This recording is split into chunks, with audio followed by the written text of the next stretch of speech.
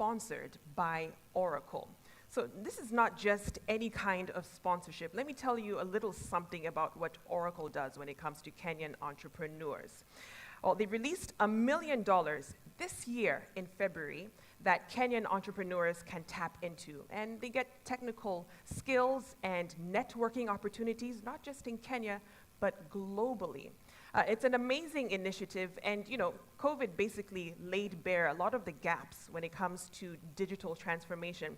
Many entrepreneurs suffered during that time, but I can tell you what, Oracle was one of those companies that helped to fill the gap, that offered that support, that made them digitally durable to sustain the pandemic and beyond. And if you want to know more information of the kinds of services, if you're a Kenyan entrepreneur and you're thinking, I want that, I would encourage you to head over to their exhibition booth to get more information, get more details, and of course it'll be extremely exciting to hear the pitches from some of the Kenyan entrepreneurs later on during the Innovation Awards. Fantastic. I'd also like to, of course, recognize Safaricom, our platinum sponsor over the last couple of days here at Connected. It's been an absolute pleasure having them come on board and support the work. And of course, Kenya Pipeline Company also plugged in. Thank you as well for your contribution here at Connected. Fantastic. With all of that cleared, and my co-host will be joining us later. I know you're wondering, where is Jeff Morte? He's on his way. I'd also like to introduce my other co-hosts, Gray, who is a sign language interpreter, and Faith as well. They've been such amazing co-moderators. You can't hear them, but you do see them. And they've been doing an amazing job. Round of applause for them. We must recognize their great work throughout the last couple of days. Right, so we are getting into the first plenary session, and I'd like to introduce the keynote speaker, where we'll be discussing digital business, innovation, and enterprises, building Kenya digital business.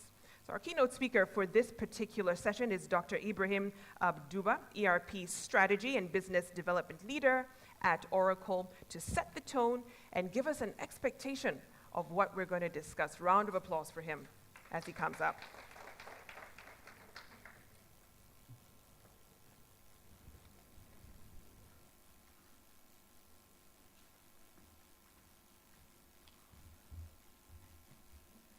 Good morning, everyone. Connected power. See, this is where all the powerful connections happen.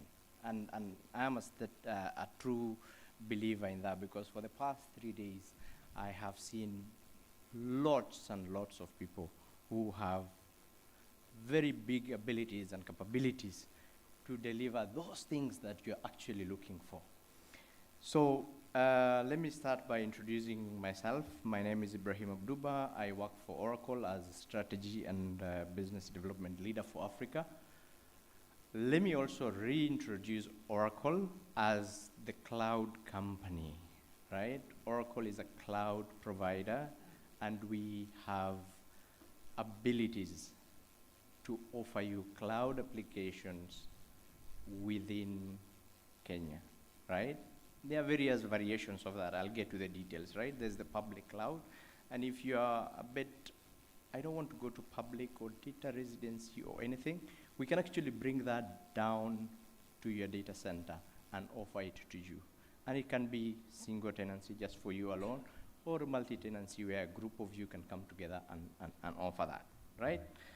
But let me start by saying thank the organizers for inviting us all for this very important gathering to connect and discuss our future. We value the partnerships that we have with government agencies and the support from the Ministry of ICT, ICTA, KONZA, and all other government agencies who are in one way our partners in this endeavor. And the endeavor is to shape the future of this nation, and by extension of East African community, and by extension of Africa, in driving digitization agenda to bring not only economic prosperity to the nation, but to chart new paths, show leadership to many other African and world as a leader in technology adoption, transformation, thereby changing the lives and the livelihoods of our people.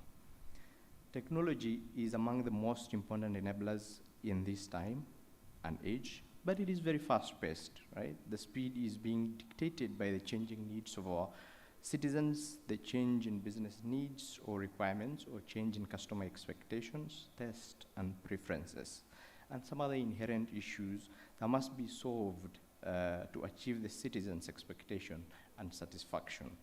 The change in regulation as well as government policies also significantly determine the pace of change of technology adoption and utilization, of course, across all the jurisdictions. So what are the dynamics that affect technology, right? We have a couple of them, and I'll just go through them quickly. We have government challenges that includes budgetary constraints, things like transparency, the skilling, reskilling, and upskilling of workforce. We all know that we have aging infrastructure. We have cybersecurity issues that I know has been discussed extensively. We also have regulatory and statutory compliances that we must comply across our region. That being a set of challenge, technology seeks to change always to address those. And every day we have new sets of them. We have emerging technologies that we have been talking about the past few days, such as artificial intelligence, machine learning, blockchain, autonomous technologies, conversational agents, digital assistants, and chatbots. Most of these technologies, you may not appreciate it, but are here with us, and we're using them in one way or the other. And if we can use them in our personal lives, then we should use them in our enterprises and in our businesses. The citizenry, who is the main driver, who is the main audience, who is the main customer, who is the main consumer, has also some needs, right? So there's issue of data privacy and security, there's issue of smarter government to citizen services, and I appreciate the Huduma worked very well, but when COVID came, we were not able to go, so we were looking for those services on our phones. So technology, organizations like Oracle come into play to avail those technologies to everyone, including the citizens, through, of course, the government agencies, through the business enterprises, to be able to derive and deliver that. We also talk of safe, smart, and connected cities. We have expectations of faster, personalized services. Yes, for sure, the pandemic has laid bare the unpredictable nature of the times we live in, and the new norms and the new normals have been actualized. But what is evident now is your technology or your applications must be able to change at least halfway to meet the challenges that are evolving every day. And some of these changes that we now see are, the ongoing supply chain disruptions. I'm sure you all know about the fuel story and the changing prices, right? New technologies that we must consume, adopt, right? Digitization of practically everything. Regularization standards, health and safety that must be considered as we go forward, and that part of life will never remain the same again. Sustainability, a very important component that we need to continuously look at how our enterprises are sustainable, or government projects are and would be, right? So this can be categorized into three, right? We can talk about resilience. How resilient are we against all this, and how do we adapt? Or the other item that I would want us to talk about is value. Where is the value? How do we create that value? How does technology enable achievement of those values? And of course, trust. Trust is everything, and trust is what matters most. So let's look at resilience first. One is remote servicing. The ability to offer, to remotely offer government or business services has become a necessity overnight. That may be a few years ago, but the solution to that was governments and businesses are moving their IT infrastructure to cloud platforms, right, from the on-prem environment, because due to an inability to everyone going to the office and access, cloud application offered that flexibility, offered that ability to allow these applications from anywhere, from any device. Remote work, how to enable remote workforce to be productive and help run the government. Solutions such as finance, procurement, HR systems, online learning, document management systems, and video conferencing were integrated within a very short time so that we were all able to work from wherever we are and be able to communicate and do everything as if nothing happened.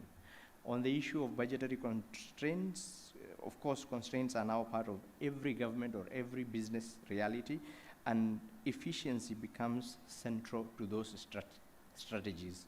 How do you solve that? You can improve efficiencies and operations to save money and use it to fulfill its core functions. And one way you do that is have systems in place that are able to give you these efficiencies, that would have best practice and business standards that will allow you to save and be able to be active in doing your day-to-day work more efficiently and faster. We can look at the values, right? Time to value is very important aspect, and value was immediately needed during the pandemic. Citizens can no longer wait for years to realize value. And the solution is, how do we then have rapid implementations of technology solutions, deploy them at scale and pace within a short time? And of course, cloud provided that ability to be able to reach that and deliver on that expectation. But as always, we get little, we want more. So citizen expectation is an issue that citizens are very passionate about. High value services are now expectations from the citizens. And to solve that, we need to be able to have ability to give them modern experience. Whatever experience they get when they use social media should be the same experience they get when they use business applications to do transactions or to record and capture transactions for the organization. So that expectation has to continuously be met and superseded. And that can be done using AI-based assistant, multiple channels of services that can be offered to meet these expectations. There's also the issue of social impact of government initiatives or business initiatives. And what is critical to solve that is ask the question, what is the social and environmental value of these solutions beyond the technology in itself? And of course, Oracle looks at that as a way to answer the question by bringing technologies that are impactful to the solution that actually solves the common man's need. For trust, I know it's a topic that has been covered. Cybersecurity with expedited digital transformation, cybersecurity has become a must for every organization. Security, digital identities, Oracle secures all this on the Oracle Cloud platforms. In terms of transparency, accuracy and transparency of information and data are critical in establishing the government. And to be able to do that, we have now ability to bring in these emerging technologies to be able to avoid some of those human errors by automating most of the touch points in this transaction processing. And finally, the equity, digital equity and unequal access to service has become painfully evident during the pandemic. Solution is measure equity impact of every shilling by using enterprise performance management systems which have intelligence and analytics inbuilt. We have during this time seen governments and businesses embrace technology tools to adopt in the changing world. One such important technology is cloud. We have had already many companies move to our public cloud, and thank you for all our customers. We're now discussing with couple, actually many, on the move to cloud, and others are saying we cannot move to public cloud. You have an option to offer us the same cloud in country. And the answer is yes. Oracle has more than 37 data centers globally, the closest being in South Africa. But that not being the issue, we can actually be able to put our cloud applications within your premises, right? And that solves that question. And of course, we are a community that offers integrated solutions, be it ERP, be it supply chain, be it human resource, be it, and we are the only organization that has technologies built in cloud that is able to integrate back to all your legacy application, interface and communicate so that you can have less interruption, but leverage on new technologies. And all these emerging technologies that we're talking about is already inbuilt. These applications can be deployed at your pace. It can coexist with your legacy application where it makes sense, so that you can build it on top of legacy, lowers your total cost of ownership, consolidate financials and planning to improve your reporting, and extend the legacy applications like with other applications like procurement and HCM. And all that can be done. And I know it's a journey, it's not one-step process. And if this is the journey for you, start now. And Oracle supports all these strategies, be it upgrading of what you currently have, be it a hybrid improvement where you keep what you have and introduce a bit of what is in cloud, or we can have you managed cloud services, next-gen software as a service application that completely removes the barrier of having CapEx investment by giving you SaaS as an OpEx alternative where you don't need to invest on anything upfront, and at a very small subscription fee, you actually are able to access the world-class services. And we have Oracle Cloud Infrastructure where you can, instead of hosting in that small server room that you keep in your office, you can lay it in our cloud infrastructure, and there we can host, you can do whatever you are able to do, but we give you better services, we give you better, and at a very small fee without the cost of you wanting to upgrade your hardware every X number of years and that, right? And of course, the other option that we have is dedicated region cloud at customer, which is dedicated for that organization, and it can have single or multi-tenancy. And we have government organizations that have already embarked on this and are using it. And I can mention a few examples: Sultanate of Oman, French government, UK Home Office, UK government shared services, but an example of that. And with that, I want to end it here and say thank you, but let's see Oracle as your partner that delivers value to the innovators. Yes, Victoria has told us about what innovation investments that we are making, but over and above that, we're here to avail the technology to you, so that the citizenry, so that the developers, so that the innovators can benefit by solving the problems that are in the enterprises. And those problems would actually benefit, the customers or the end users will benefit by using those tools that we're bringing forth. So thank you very much. Let me not take all the time available, and we continue discussing. Thanks. One more round of applause for Dr. Ibrahim, succinctly painting what Oracle does, the cloud company. Thank you so much. Now, our next speaker is Julius Cheption. He's a Chief of Strategy and Business Development, I beg your pardon, at Telcom. Round of applause for him as he makes his way up.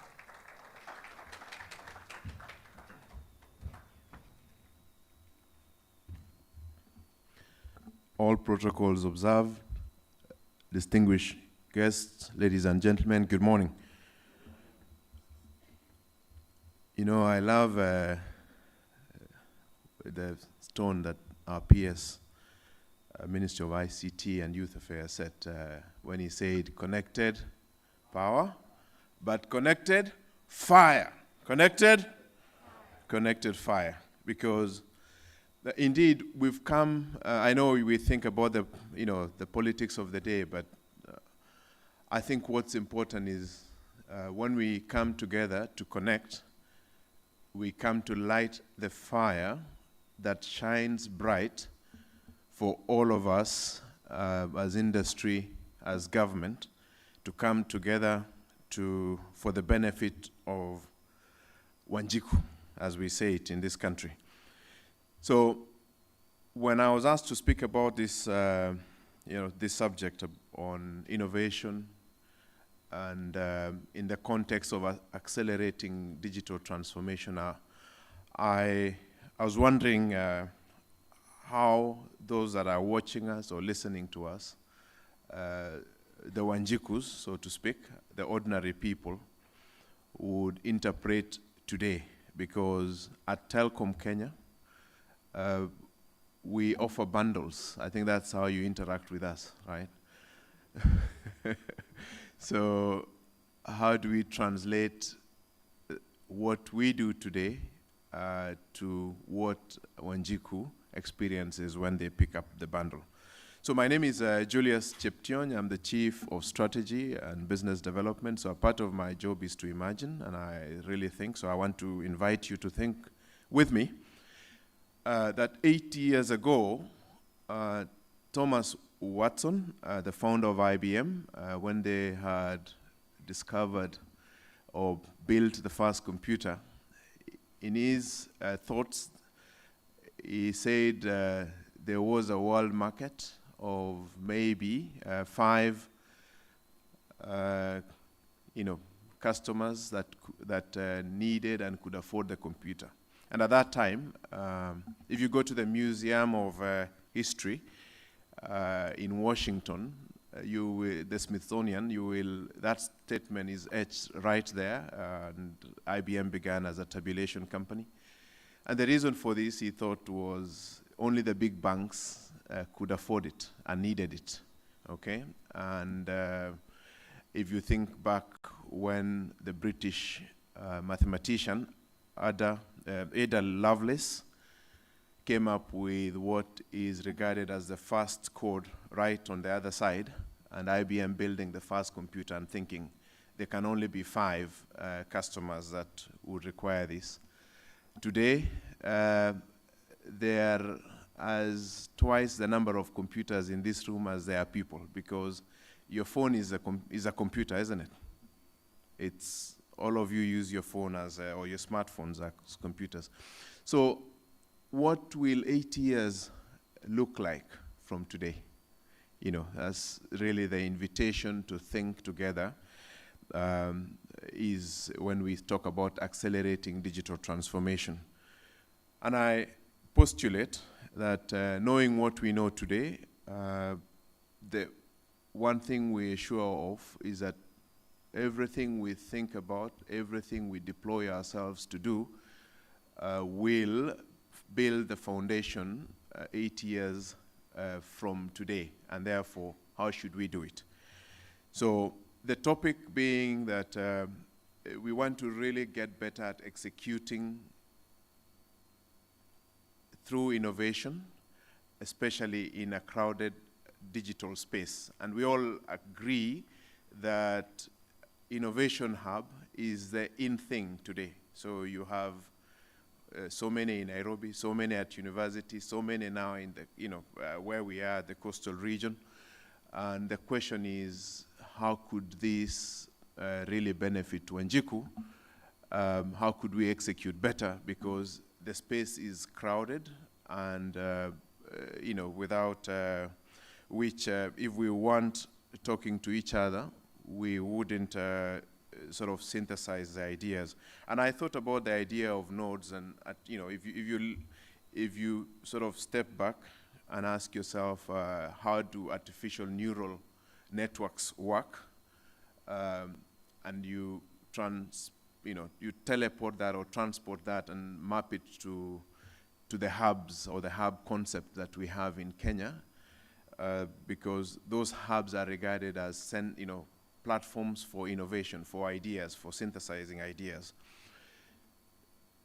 We believe at Telkom that having these hubs or nodes talking to each other, collaborating, is the best way to execute better, because the ideas of a British mathematician and the ideas of the Americans, many, many years ago, led to some of the innovations that we do use today.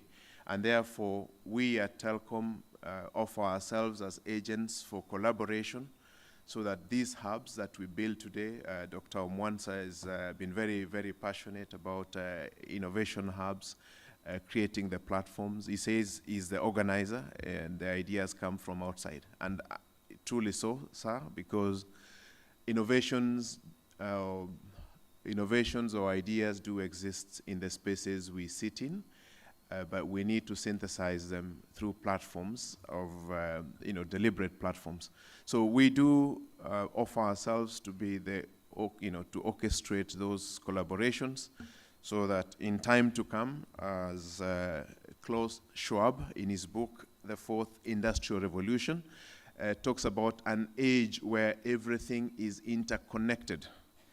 And therefore, if we have a lot to learn from evolutionary biologists who talk about coexistence, and even though we don't really, we're not aware on a regular basis that in this room, in this world, we do coexist, and when we coexist, we are better as a people, as a nation, as a region, and therefore at Telcom, we offer ourselves to orchestrate the collaboration that brings together better execution in a crowded digital space for a better Kenya, for a better region, and for a better world. Thank you.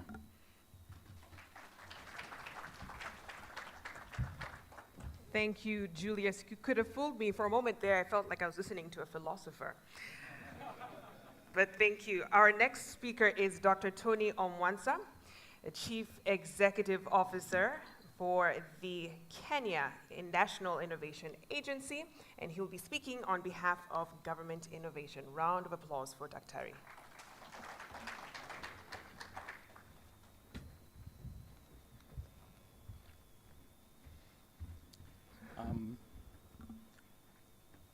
Our CS, our PS, our guests, and the delegates and friends that I'm seeing in the room, good morning, and it's a privilege to be here today to make a contribution on the National Innovation System and how, triple helix and quad helix have all to function together towards a greater society.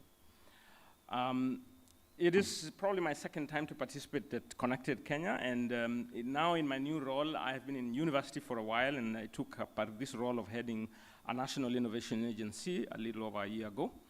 When I got to office, I found myself alone, and I thought there was a big institution, but I found myself alone, and then I started spending time building this institution over the last 1 year. Now we've got a big team here and a set of programs. Put a couple of what is in and what's green is fairly strong. And what I see in this room, for example, when I look at business networks, great. I see lots and lots of work in the startup ecosystem that we're kind of trying to strengthen. And yeah, there's some work to go there. When I look at universities, I see issues of technology transfer and commercialization begin to kind of take shape. I've visited a number of research centers, Calro, Kemri, and I see great prototypes that have come out of research, but then I don't find them in the market. So I feel there's quite some work to do there.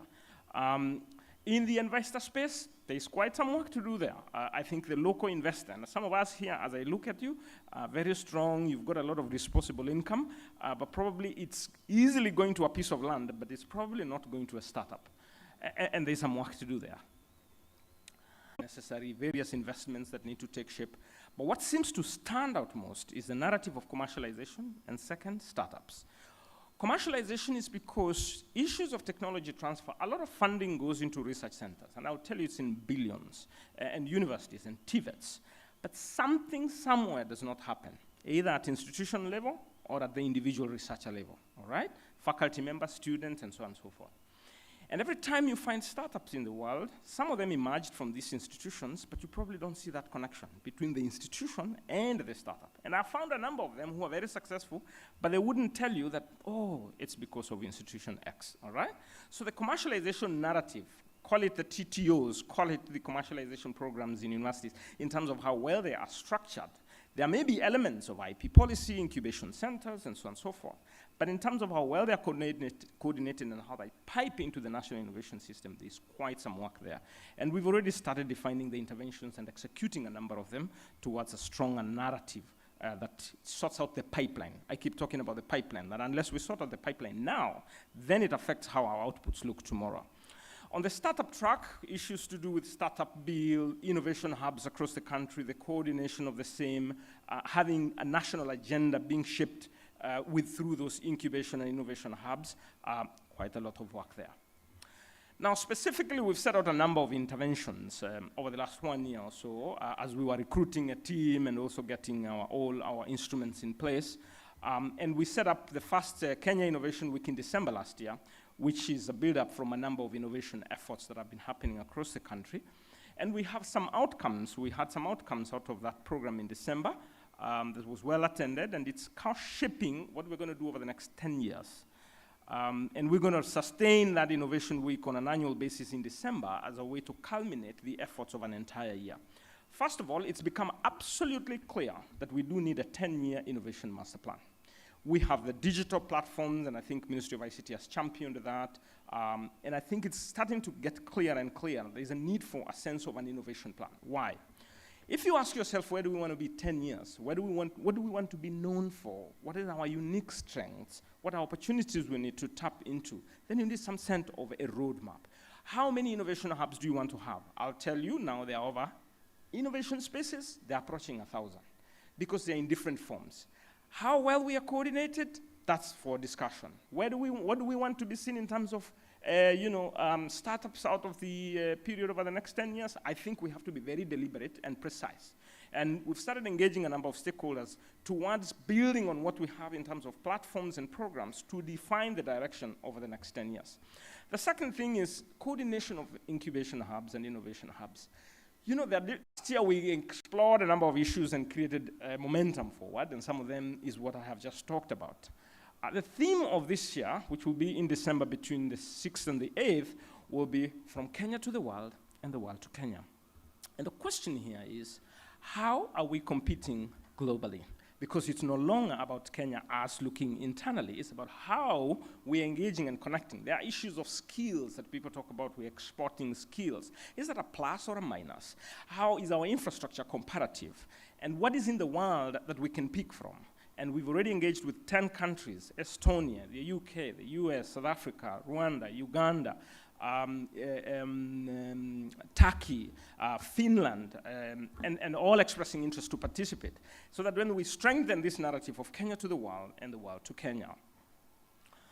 Now, these are the 4 themes and 4 tracks that we use in the Kenya Innovation Week, and we will repeat the same for the next 10 years. And it fits within that 10-year master plan narrative. One is skills. And most of our companies here are involved in skills and enhancement of skills in institutions, and I think that's great, the young people, and that's absolutely great. Because you must develop the innovator. For us to have a strong innovation system, skills are unquestionable. And skills start from the basics, very, very early stage. I learned the other day that in China, you are taught IP at elementary school. I don't know how many of us learned IP in university, if at all. All right? Now, skills from the basic all the way to national leadership and how we shape the trajectory of national innovation. Skills, build the innovator. And I'm becoming a strong proponent that as far as I'm concerned, in universities and high school, design thinking, user-centered design, 21st century skills, problem-based learning is so fundamental and so basic. And tech skills and so on and so forth, absolutely great. Second is technology. And we see technology as a tool, because if you build the skills, that means the mindset, then you've got to give these people the tools. And that's why all the tech companies are amazing partners in this area. Technology, technology, technology. 4th industrial revolution issues, 5th industrial revolution. And we talk about this narrative over and over again. The third element is on commercialization, because if I get the mindset right, then I give you the tools. The next thing I think you need is a methodology. How do you then convert the ideas and the skills that you have using the tools you have to meaningful solutions? And what would be the meaningful solutions in this case? It would be the startups, a representative. It could be joint ventures. It could be scalable enterprises. It could be public good or social open source solutions and so on and so forth. And so we see this as a pathway, starting from skills all the way to the actual product. The rules of the game at each of them is actually different, but then we have to see them as connected and building on each other. I want to invite you to the Kenya Innovation Week. We have lots and lots of reports out of last year's work, and I'm looking to work with as many of us as possible as we move the next narrative of the National Innovation Agency. I have 2 last challenges as I close. The first one is how to think through a longer-term innovation pipeline and its sustainability.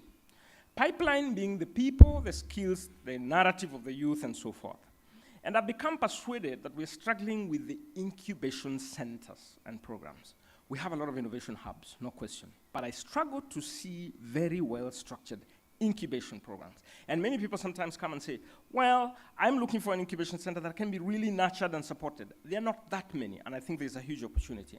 And when I think about sustainability, then I think that they need to fit within certain institutions that outlive us. Not programs that kind of come and go, but if we are able to embed them in our institutions, that for the long haul, then I think we are really going to strengthen our national innovation system in the long haul. So I say that occasional sponsored boot camps, hackathons, innovation challenges are great. No question about that, and we have to keep doing them. However, at the core, we strongly need to think about incubation systems and programs. When I say programs, I see ventures in a University X. I see innovation ventures in a TVET Y, all right? And I'm looking for partners to work together in that regard. The last challenge is on technology transfer. Look, I'm amazed at how many solutions we have in the public, and that's great, and we consume. But when you look at the ranking we have, number 85, we could do much better. And I think technology transfer is one heavy lifting that we might need to think through and work together as partners towards. I've visited institutions, no question, and I can tell you there's quite some work to do. I see a lot of innovative outputs, but then I don't find them in the market, and I don't find the mindset in those institutions to help take the ideas to market. And in this case, I'm looking at technology transfer offices in institutions that facilitate the commercialization of intellectual property that is gathered through the research-based outputs in order to get licensed solutions, we get startups, we get joint ventures and spin-offs, and so on and so forth. I'm looking for partners. Let's engage. Thank you very much.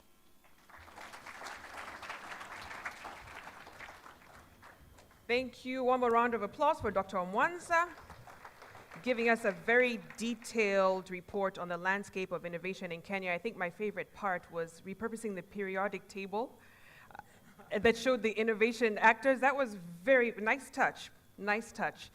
Fantastic. So we're about to get into our panel discussion, and I'd like to invite the moderator for this particular session. We have about 47 minutes for this. Martin Mbaya, head of the Institute of Public Policy and Governance at Strathmore University, to take us through and introduce the panelists as well. Round of applause for him.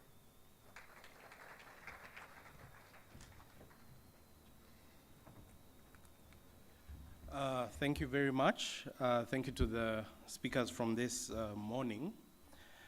As I do the introduction, I want you to focus on the 13 dots or ellipses or circles on the screen. I want you to keep track of the numbers, and I want you to keep track of how many of those dots are connected. The slogan has been connected, fire. Before that was connected, power. I want to introduce a new perspective, knowledge. So together, let's say connected, knowledge. That's what this panel is about. Track 3 today, within the broader context of accelerating digital transformation, is focusing on this idea of digital business, innovation, and enterprises. And I've got a fantastic panel that will unpack that for us within the next 45 minutes. And the theme we are tackling is building Kenya Digital Business Hub. Reach out to the person next to you just to warm up the room and discuss what is a digital business hub. And we only have one in Kenya, or there are many. In my drive from the airport, I was privileged to be with a colleague from the MasterCard Foundation and from the Dedan Kimathi University of Technology. And we had a very robust debate. And we concluded we do not have a single hub. We have many hubs. Dr. Mwanza has given us a flavor of those. When you see those 13 dots, I want you to think of hubs as those dots and yourself as players. So just discuss with the person next to you. I'll give you 30 seconds. What does a digital business hub mean to you? 30 seconds, starting now.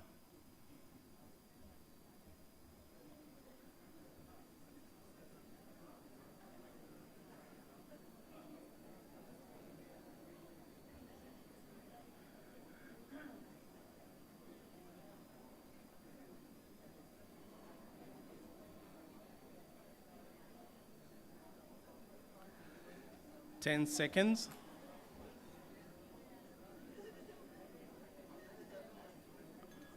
Five, 4, 3, 2, 1. Okay, let's stop. I know it'll get very lively. Now, if you didn't bother to introduce yourself to the person next to you, just ask them for their business card. That's part of the connection. At least get to know who you are talking to. Which brings me to the panel. My name is Martin Bayer, and I'm the head of academics within our executive programs at the Institute of Public Policy and Governance. I therefore represent academia. Number 2, I sit on the board of the Africa Center for Technology Studies, started by the late Calestas Juma, professor, who was a big champion of innovation, and also on the board of APHRC, one of our leading think tanks in the health sector. And then finally, I'm an angel investor, and I sit on the board of a startup called Lightmore, Zeraki. So a lot of the results and performance of your children who are in high school have gone through our system. I'd like to get the periodic table back as I ask my panelists to come on board, because I'll introduce them in a specific order. Dr. Mwansa, your presentation had that periodic table. If you don't mind, you'll coordinate with them. Okay. Just go to the presentation, take us there. The first person I want to ask to join us here in front is Bwana Kevin Atibu, who's the Deputy Director, ICT Authority. Karibu sana. In this order. Next, I'd like to invite Dr. Gilbert Barasa Mugeni, who's the Assistant Director, Innovation, Research and Development, Communications Authority of Kenya. Yes, that's the one. Please sit next to me if you don't mind. I like being close to government. Government represents power. Remember, I'm academia. Next, I'd like to invite Bwana Peter Othino, Head of Products and Solutions, Telcom. Peter is a colleague of Bwana Julius Cheptioni. So we are moving to private sector. Telcom, is it public sector? Is it private sector? So you'll sit next to Dr. Gilbert. And for Madam Rubadiri, there was a reason Julius was philosophical. Peter will get into the meat. Next, I would like to invite Bwana Robin Njiro, Managing Director, AWS, Amazon Web Services. And I'll request Robin to enter from that side, but sit one seat away from Peter, just that one, yeah, that there. Further, I'll stay a little bit far from government. And to try and bring some uniformity, I want to finally invite a colleague from Safaricom, Karibu Sana. That should be, we have Kevin here. Is it, okay, sorry, Alan, eh? It's Alan. Sorry, we don't have Alan on the program. Alan from Safaricom.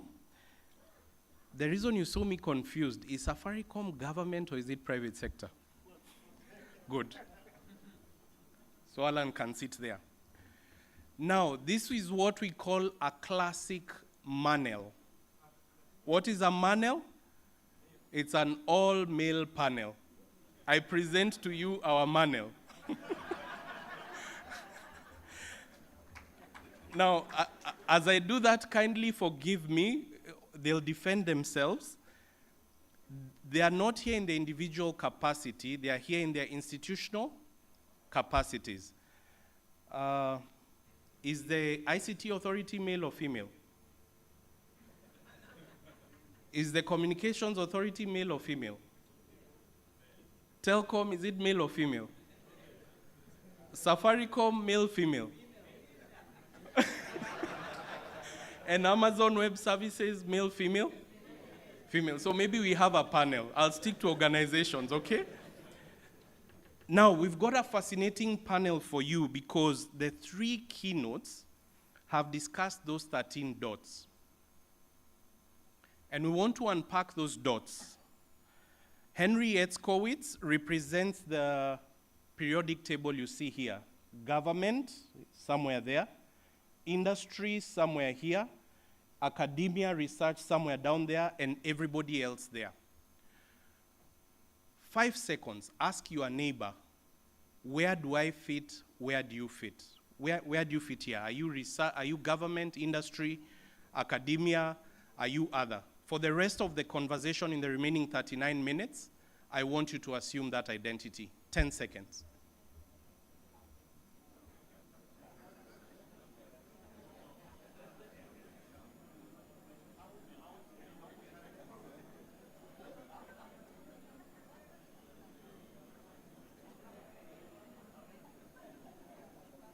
Five, 4, 3, 2, 1, stop. Okay, let me get your attention, let me get your attention, let me get your attention. We agreed we were not going to market ourselves, but the last 7 minutes, that's how we do our classes at Strathmore. If you have enjoyed this, Clive or Sunday, just stand up, wave to everybody. Clive is my colleague at Strathmore. If you have enjoyed that, that's how we run our programs and the rest of the conversation. So that's the last I'll say of Strathmore. For my panel, Safaricom is a lady, AWS, it was a little bit undecided. I've got 3 themes that we cover, and we are going to start on my extreme right with Kevin. Role of innovation in digital transformation accelerators for business growth and service delivery, strategies for successful operation in the crowded digital space. Those were the sub-themes for our panel. I've got 4 questions. However you choose to approach them is up to you. We'll start with government, we'll move to industry at a domestic level, and finish at a global level. What is a digital business hub? Question number 1. What are examples of a digital business hub in Kenya? Question number 2. How does a digital business hub in Kenya compare regionally, continentally, and globally? Question number 3. And then finally, and this is the most important, spend as much time as you want on this. Based on your experience, what is the one thing our chief guest, and we have his very able representatives here, His Excellency, both present and future. What should His Excellency, what should the presidency consider with respect to the STI policy in Kenya, in which Kenya is anchored? So let's start with Kevin. Twende kwa serikali.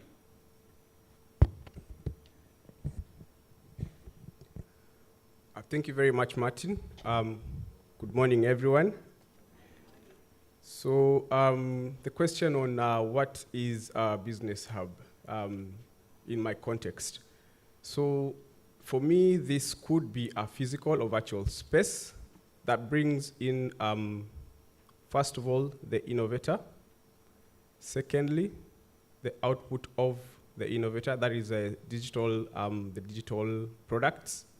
And thirdly, a space where the consumer or the final person who's going to consume the digital product can actually access that. So for me, it's more of a marketplace for innovation where you have the producer and you have the end consumer. So that's my understanding of what a business hub is. Now to answer the other questions Martin has raised, I will delve into what is currently happening in terms of, from a government perspective, because that's what I represent. And from that, you can also then be able to understand answers to some of the questions he's asked. So I mentioned an innovator is one of the key players in a business hub. And it is important that an innovator is actually skilled. Needs to be skilled, both technical and non-technical skills. What do I mean by that? I mean that we have skills that are required in terms of programming or when it comes to designing of a product, but then there are other skills when it comes to things like what Dr. Tony had mentioned, to do with design thinking, business modeling, all these are things that government has already picked in terms of skills development through the initiative called Huduma Whitebox. And we can all look in your phones, whitebox.go.ke, you'll be able to see what I'm talking about, where innovators can actually plug in and be able to be upskilled, both non-technical and technical skills.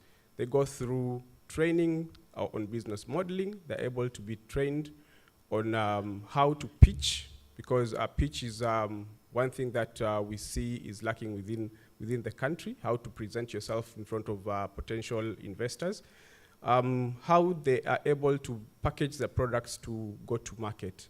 So all that kind of training happens. But then over and above that, there is need to mentor these innovators. Because yes, you could have a product at the end of the day, but then do you know how the journey, what the journey is? So there's the pairing of the innovators with successful businesses, successful startups, which have been able to launch products in Kenya, so that you're able then to see what's the journey, what's the innovation journey for me as an innovator as I start this, this particular trend. Then there's a bit of where I mentioned that we have end users, which are the consumers of the digital products. The end users actually need to be digitally trained. They need to have the digital skills actually to consume those products. If I give an example of e-citizen, I could be an end user and I need to do something on e-citizen, but if I don't have those particular skills, then that digital product doesn't work for me. I'll end up going back to the manual processes, and then it kills the agenda of digital transformation. So there is a skilling of the end user, and this starts, as was mentioned by Daktari, that it can start as early as when they start their elementary school. And we have the digital learning program, which is being implemented by the Ministry of ICT through ICT Authority to impact the knowledge of digital skills within our learners at a very early age.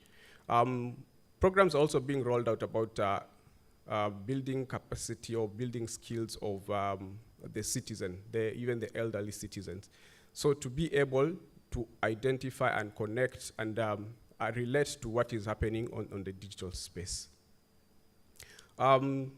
Just to close on that, I want to touch on another item on the legal and regulatory environment that promotes digital business, because that's another area which then talks to how do we support and sustain businesses within the digital space.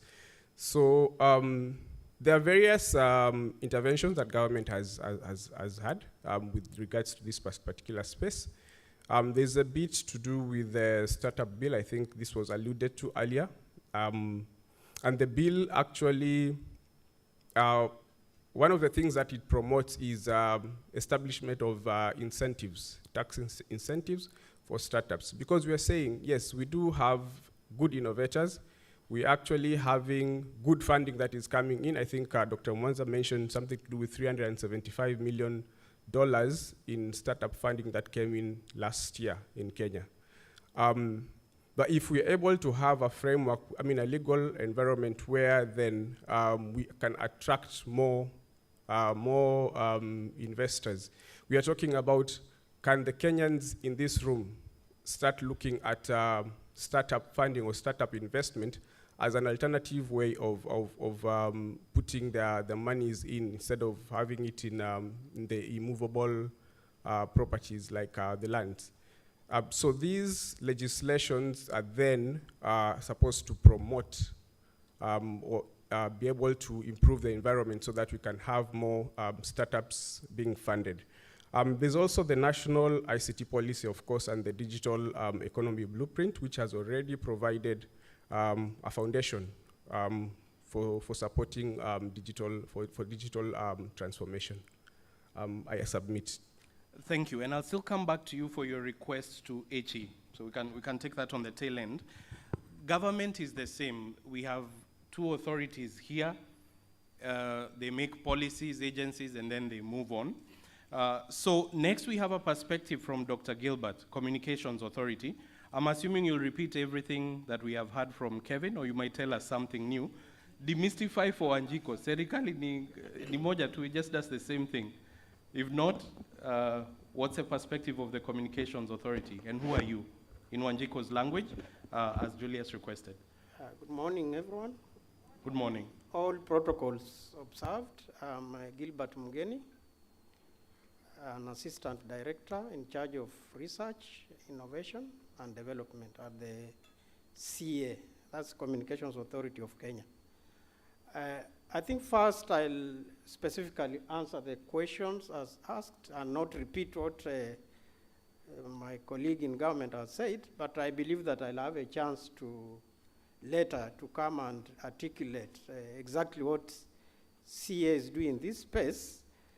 In terms of what is a digital business hub, you asked me a question that I just discussed with my neighbor before I came on stage.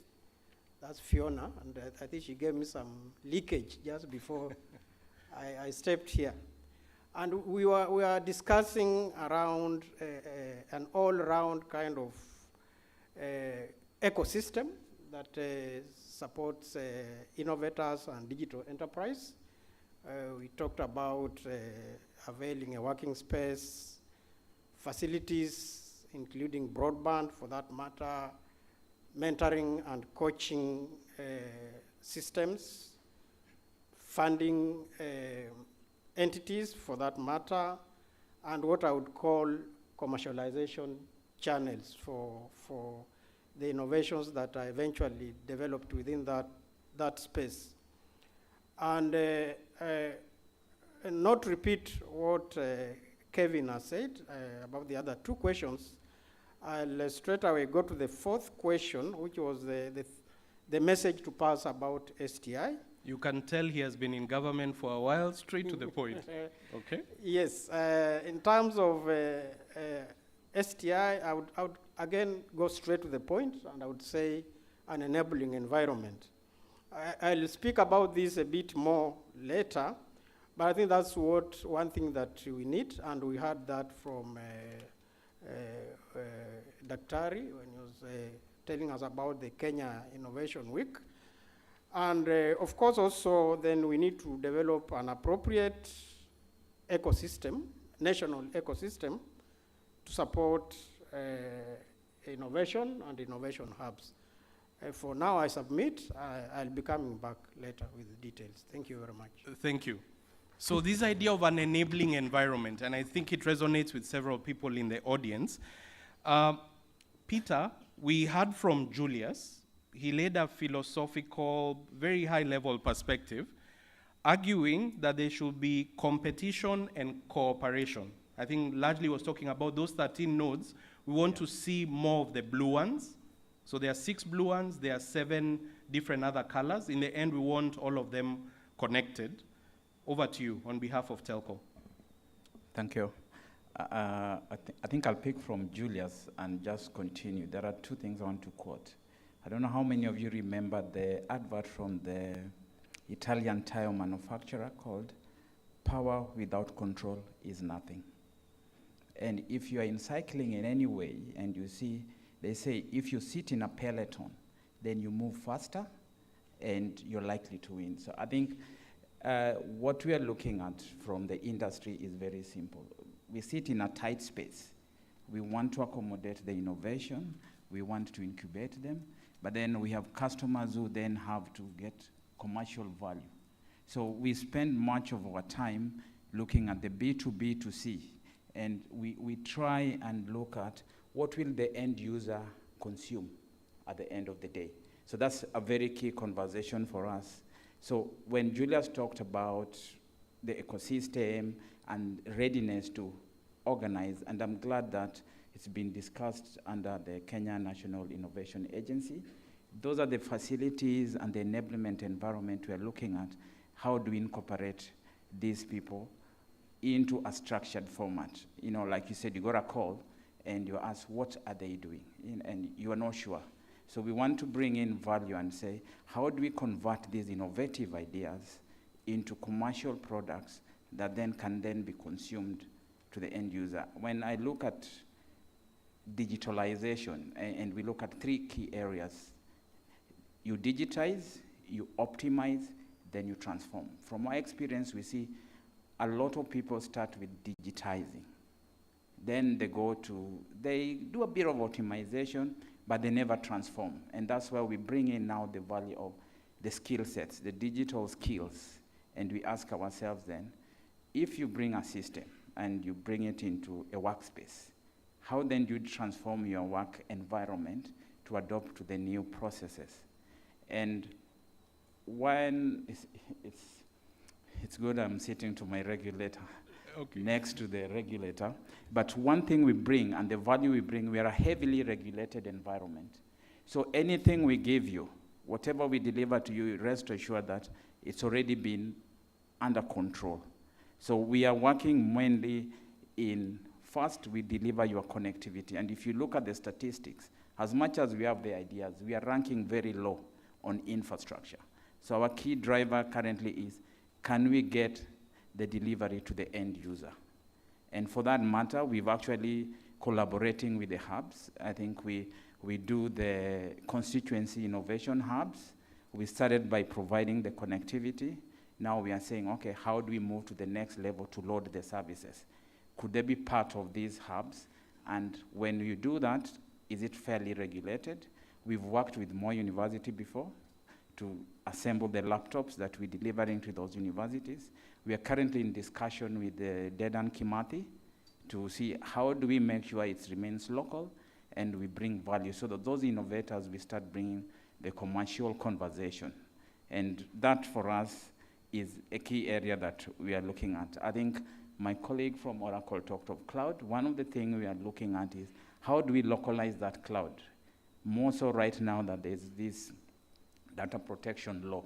How do we make sure that when the big technologies come, we localize it and present it to the end user and help you address some of these challenges? Because when we deliver solutions to the enterprises who then eventually serve the end user, part of our responsibility is to deliver any queries, audit queries that come out of it. So we are putting that together. And just to mention the issue of Manel, actually one of my product managers, the lead one that does what we call strategic products, is a lady. So we make sure we cover, and we appreciate their value. And share with us her name. Let her, this is an opportunity to shine. Let her know. She's called Stella Kinywa. Fantastic, Yes. Stella. Okay. Yeah, so, and then just to now bring it together, in Telcom we've actually restructured, and we are no longer putting innovation there. I sit in product development, and my role every day is to imagine not what I will sell, what is the need in the market. And we start looking at it. Whoever we talk to, whether it's a local innovator, whether it's a big tech company, we put that into the picture. So what we've done is, before the innovation would sit somewhere else. So right now, innovation sits within the product development. So we have product development and innovation, and we have a lead that actually drives that. And, and what's his name? I think he's in the audience. I think I can see him here. Yeah, is Eric. Good. Eric with a K. Good. So Eric, who's seated right here at the front. Yes. Okay. Yeah, so it also means within that structure, we have one innovation manager whose work is to talk to the innovation hubs, to the innovators. We get a lot of requests coming in, and is supposed to do part of the work that sooner than later we'll have the National Innovation Hub already has done. Look at what they're doing, process it for us, and then we commercialize it. Okay. And we believe that. And just as I wind up, I always say, I think one of the things we've seen is the coder. Who is a coder? What is innovation? And I always say a coder is not an innovator necessarily. A coder implements an innovative idea that's going to solve a real life problem. And if we keep that structure, then we move away from innovation only happening in a tech lab, because there's a lot of it outside the tech lab. Okay. Thank you. Fantastic. Thank you very much. I think that has resonated quite a bit. Similar to Kevin, you have not made your ask to HE. Hopefully in your closing remarks you'll do that. Alan Kipsang Cheruyot, part of the Digital Information Technology Tribe, speaking here on behalf of George Njuguna. I had not forgotten your name. We wonder, are you government, are you private sector? Your biggest investor, Vodafone Group, biggest investor, Telcom, or one of the larger investors, Helios, both from the UK, so we're actually speaking a global language. Your thoughts on behalf of Safaricom? Thank you very much, Martin. My name is Alan Kipsang. I'm the Enterprise IT Lead at Safaricom. You are not wrong when you refer to us as she. I think we represent our motherland, Kenya, and we take pride of that. My reflection on what you asked us about the Digital Business Hub, how I would define it is, look at it as an ecosystem that is inclusive. On one side, you have the provider. In this case, we think about Safaricom, think about Oracle, AWS, and any other provider that will be giving. In the middle, we have the ecosystem, which is a combination of platforms, solutions, and services that we offer, and then the consumer on one end. And how all this gels together to form a network. And I'm very careful not to say it's a single entity. So it's a conglomeration of multiple entities, which then build up together to create value. I think I'll underline the word value because that is what would be the measure of how we would be able to mature as we build the digital hub. At Safaricom, of course, we endeavor to always lead in innovation, and we work with a number of partners. We also develop internally. We have restructured ourselves and continually optimize our business models so that we can be able to at least not only be a catalyst in the innovation space, but also to lead and drive innovation from the front. We have a special function that looks at innovation, that researches, works with the academia. We work with Dedan Kimathi University, we work with JKUAT, University of Nairobi, both public and private institutions. And in there, we're able to build a pipeline of ideas that we can then incubate, hack together during the software engineering hackathons, and then build such innovative ideas. As you all know and you are aware, that our purpose is to become a purpose-led technology company, and that is what we build and dream every day. What do we mean by technology company? We would want to be that partner of choice that provides solutions, innovative solutions that connect to the customer. And how do we do this? We work together with others. So inclusivity is one of the major priorities that I would say as we look at the Digital Business Hub. Allow me to mention 3 aspects that probably can help us think through together on how we can be able to mature together digitally, on what I will call the ability to then be innovative and create value for the customer by having one ecosystem that not only attracts transactions from the customer and from the provider to be able to at least generate a value that can be measured and then be able to progress. One of it will be, how can we be able to increase our penetration on the digital trends? I think over the week we talked about the buzzwords. They're no longer buzzwords anymore. AI, machine learning, big data, cloud, Internet of Things, etc. How can we be able to immerse ourselves in these new digital technology trends? And in there, we're able to become innovative. We can be able to create space so that the image Kenya, which is now the bread of software engineering talent, and we would see this playing around the globe. The second one is, how can we be able to transform and continually optimize our business models? We talk about B2B, business to business, and how we can be able to expand this so that we don't see ourselves as distinct players, but we see ourselves as people coming together to be able to work for one common goal, and that elevates the country's ability to be able to be seen in the global space. And I like the statistics that were shared earlier on by Daktari. The third one is, how can we then be able to cultivate and build and scale our ability to innovate? We have young talent, and walk into the universities today and any academia, you'll see the hunger and thirst to be able to have that capability made visible across the globe. how can we nurture that talent and allow it to grow so that 1 year, 2 years down the line, we can be able to see the value derived out of it.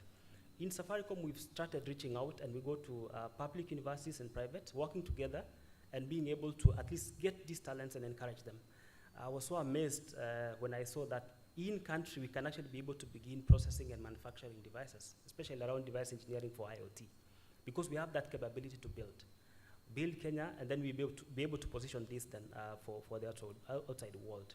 Software engineering, it's a full realization today, and you'll see this in the products that we have in Safaricom. We build them internally using our own local talent. How can we then be able to elevate this across the globe? Is one of the areas that we would need to see, so that we enrich that pipeline and nurture it and allow it to grow progressively. The last item probably I would want to mention is around how we play globally, sustainable development goals. At Safaricom, of course, and it's in public domain, you see how we play around connectivity and innovation, being able to give access.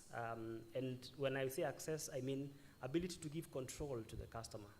Today, the shift is that the customer would want to have ease of access and control, be able to define how their solutions would look like. And we've at least succeeded this, if you look at our financial services, M-Pesa, where we've at least enabled platforms that people come in to build, incubate their ideas, and have payment solutions through our Daraja platform. The other bit would be areas around health and agriculture, energy, and how we play globally, so that we can be able to have these innovative solutions that can then help us elevate our position countrywide. I think I will pause there. My ask to the HE will be at the end. Thank you. Okay. Finally, I want us to go global. So we started with government, then we went to what I'll call domestic platform players. Earlier we had heard from a global platform player, Dr. Ibrahim at Oracle. Dr. Ibrahim, I see your competitor in Robin Njiro, AWS, but you probably also collaborate. You're operating in the web services space, cloud solutions, same with Robin, but collectively you are in Nairobi, you are in East Africa. Kenya has been asked to support the Smart African Alliance. Over to you, Robin, your thoughts. Thank you very much. And the risk with trying to answer the same question at the last, you risk saying, I agree with everyone else, and they have said everything. But to answer the question around the digital business hub, as I was thinking about it, I think three keywords came to mind, and I agree with the panel, or the manual, around a keyword that keeps coming up, an ecosystem. But three words come to my mind. Number one, it's an aggregator, where we aggregate ideas, we aggregate concepts, we aggregate skills. For me, that's one of the keywords as the ways define it. Secondly, I thought about an environment where we're talking about inspiring and accelerating around the ideas that keep coming. Having aggregated them, then how do we create an environment that continuously inspires growth? And then thirdly, the word that came to my mind is measurable impact. So that we've aggregated, we are keeping on inspiring, but now we track progress so that then we are able to continuously ensure that we continuously improve this ecosystem. Because the risk of trying to make this a location or a place in time then negates when we define it as a digital business hub. Okay. But then secondly, I also wanted, as we defend the panel before I come to us as Amazon Web Services, is I'm happy to report that maybe part of the confusion in the room when they say they couldn't decide whether we were male or female is because the team that I represent when we came here was 45% female, the team that is on the ground at Connected. So we should feel very comfortable around that. And give us at least one name, recognize one name from your team. I would give you all four. Okay, so we had Stella from Telcom. Stay, Clara, Marine, and Tiara, who are all here. Fantastic. Part of the team that was here, you know. But when I think about innovation as Amazon Web Services, we think of innovation as part of our DNA. We have a culture that we call the day one philosophy. What that means is we actually tell each other every day is day one, meaning the way we approach our engagement with customers, the way we engage our approachment to solutions has to remain a day one. And we talk about day two as the start of towards death, where you stop innovating, where you stop thinking creatively, So for us, we think of it as part of our DNA. And up to sometimes 80% of the way we innovate is actually based on either customer feedback or customer experiences. So it's either something we have received as direct feedback, or secondly, as an experience that our teams have observed as they engage the customer. Case in point is, for example, when we were during the pandemic, we got a lot of feedback. But at the same time, we saw a lot of our customers across board, public, private sector, startups, SMEs, really pivot to ensure that they continued to offer either their services or their businesses, irrespective of where their people sat. And we then, of course, at that time were enablers to that innovation, which then I agree with a member of the panel who said that innovation does not only happen at coding. Of course, for the platform to be where it is, innovation had already happened. But innovation is happening at multiple tiers to be able to then ensure that the customers that we are serving are fully catered for. I'd like to close off by saying that when we think about innovation hubs or how we are partnering, we think about it in three ways. Number one, we are actively working with developers and the tech community within this country and the region. Even as we do regular connections. We have what we call the AWS user groups. We have developer connections. We have work that we're doing with Ajira Digital through the Ministry of ICT around how we're continuously supporting young people to then be able to further their own careers, but more importantly, to also get that global view that then enables continuous innovation without maybe restricting it to only that which they've learned internally. Okay. Thank you. Fantastic. This panel is what, in the world of research, I would call a descriptive and exploratory panel. This is not an explanatory panel. So for the academics in the room, we are just starting a conversation. Dr. Tony and Dr. Ibrahim, I'll ask you to have the last word. We have about 8 minutes for Q&A, but I'll ask each of you to maybe say in a sentence, maybe 3 sentences or less, a closing comment, connecting your keynote remarks to everything you've heard in the panel and everything we'll hear from the audience. From the audience, I'll take 4 questions. Ideally, somebody from government, somebody from industry, somebody from academia, and somebody who can't tell where they fit. Raise your hands, microphones can look around the room. Those with the microphones, you'll move around. We'll ask all 3 or 4 questions, and then I'll request each panelist. We have only 8 minutes, so in a minute or less, you'll make your closing remark. Remember, somewhere in there, squeeze in your ask. My one ask to Dr. Omwansa, because this is an exploratory and descriptive panel, we want an opportunity for an explanatory panel in the course of the year and in December during the Innovation Week. And I request you invite everybody here. Dr. Ibrahim, tayarisha budget kidogo, you try and sponsor this conversation to happen again when we meet Dr. Omwansa, and also Robin, Alan, and then also Bwana Peter. So we'll come back to you. Questions from the panel, we'll start with the gentleman at the front, and there's another gentleman at the back. So introduce yourself, academia, government, industry, other. My name is Bokunya Mugo. I'll fall in the other category based on the options you've given. My question to all the panelists will be, we imagine in the future, we have talked about innovation. What is the one thing that you see next year when we come back, Wanjiko will look back and say, out of Connected 2022, this is what I have benefited as Wanjiko. Good. So Telcom, that could be a cheaper bundle, a more dynamic bundle. Okay, we have a question there. Actually, I know the gentleman, Brian Omwenga, my colleague at Strathmore in many other circles. Thank you, Martin. A suggestion also in the form of a question about commercialization. The question here is there a way in which government procures innovation?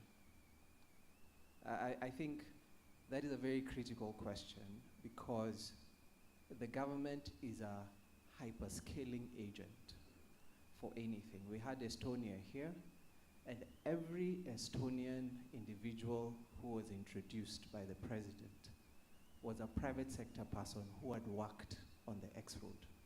The government actually made them into big companies.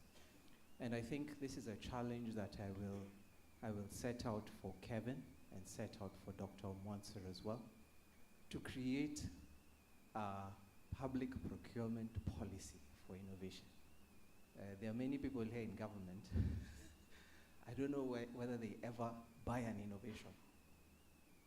Is it even in the, is it even legal? Is the question. So I believe that's the first place we need to go. I can suggest a number of things. I think people like Telcom, where government has shares, and even for people like Amazon, to have a given percentage of local content in solutions that are given to government that involve local innovators, because we have had hubs, we have had amazing ideas, and very, very few massive companies coming out.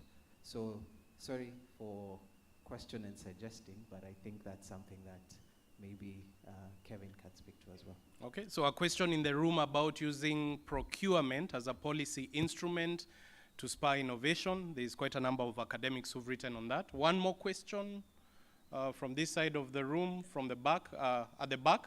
And remember, introduce yourself. Other academia, industry, government? Okay, the microphone may be off. There's another one to your right.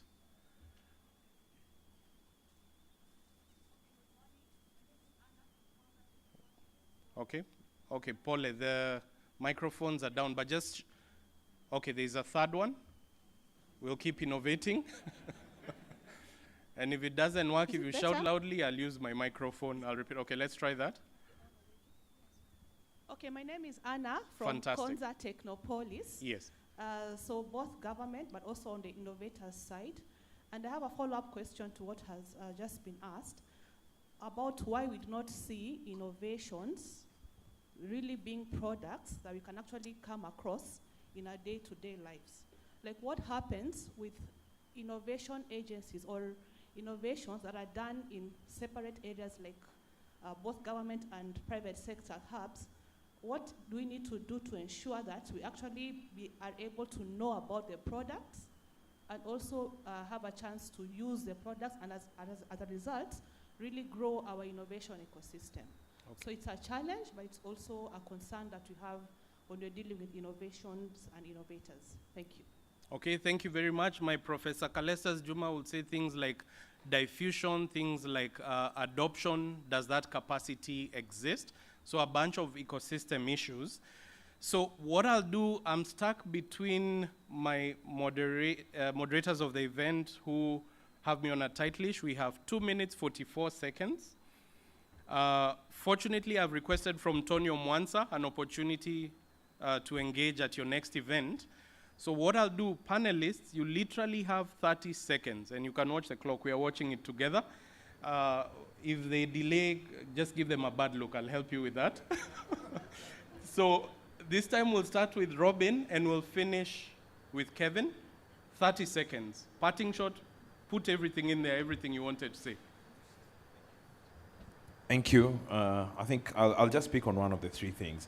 I think that it's clear from the communication and the discussion today, there's a need for us to really accelerate and expand our collaboration. That keeps coming out. And it's clear the potential is enormous, but as I thought about it, I liked what Dr. Mwansa said. He's measured based on the outcome. So the phrase that's coming in my mind is outcome-based innovation. How do we work together towards that? And so that even as we work with our young people, we enable and mentor them so that because there is no shortage of creativity or innovation, but then how do we enable them to tell their stories better? How do we enable them to leverage existing innovation so that they are not reinventing the wheel because of a lack of knowledge? And thirdly, how do we place them on global stages and platforms for impact and exposure? Thank 5 words or less, you're asked to HE.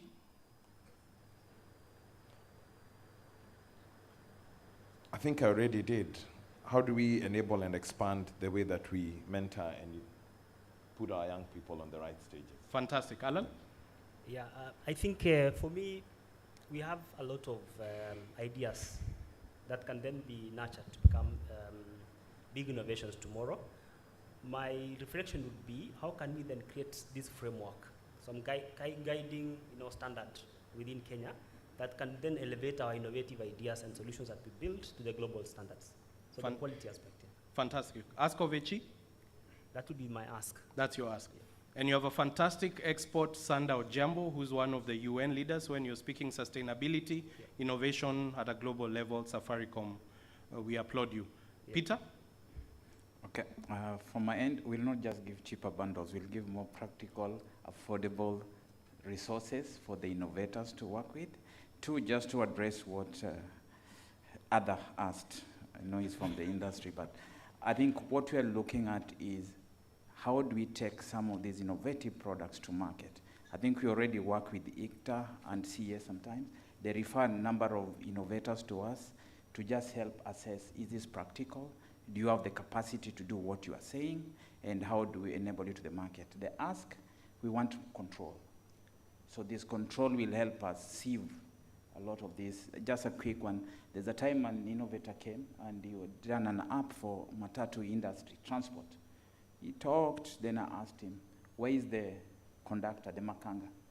It was not in his structure. It just tells you that goes to the market, it will not take off. It will die day zero. Okay, so control. Control. Okay. Across the board. Fantastic. Yeah. We are now over time, so you can help me, moderators. We give them bad looks, eh? All right, over to you, Dr. Gilbert. Thank you, Chair. I think I took the shortest time, the first round. So I would just really beg for indulgence, just for 2 minutes. I mean, a minute, if it were. That's okay. If in doubt, just look in our direction as our faces begin looking. Thank you so much. Very briefly, I think 3 points. First, just so that you don't think that the CA team here is all male, is 60% female. I would like to recognize Irene, Patricia, Caroline, Florence, Cynthia, and Lynette. Okay. That is one. I think they're right in that corner. Secondly, of course, I want to say that the new technologies, they present both opportunities and risks, and not just for government, regulators and operators, and even to consumers. And that is why regulation can help to shape these opportunities and mitigate some of the risks. And of course, to my colleague here, Peter, maybe I'll not forget to say that I'll not quite agree that ICT is heavily regulated, and Bwana PS is there, he'll agree with me. If there are any controls just entirely to ensure quality of service, consumer protection, and compliance, that would be a point I would like to put. And then finally, Bwana Moderator, just to mention what CA is doing in that space of support for digital business. Okay, in 30 words, in 30 sentences or less. That's about 30 seconds. Yes. Yes. One is, of course, access and market development, and I think my colleagues that were here before talked about universal service. And you could go to our booth and talk to the ladies there. They'll tell you more about the opportunities available. I'll also talk about, very, very briefly, enabling environment, and something that may not have been mentioned in terms of protection for consumers. This was also, I think Mr. Nzano talked about it. You could go past our booth to learn about child online protection. There's the e-commerce framework that is being spearheaded by the ministry to enable digital business, and the public key infrastructure framework, which is a system for making sure that you can be correctly, digitally identified. And in terms of capacity development, we are open to partnerships, strategic ones, and we're already working across the private sector, government, and researchers and individuals, and you are all welcome to partner with us as we transform and connect this country. Thank you very much. Thank you very much, Dr. Gilbert. Finally, Kevin, for ICT Authority. Yes, thank you, Martin. Just to respond to Brian's question about how we can start consuming these innovations, I totally agree with you, Brian.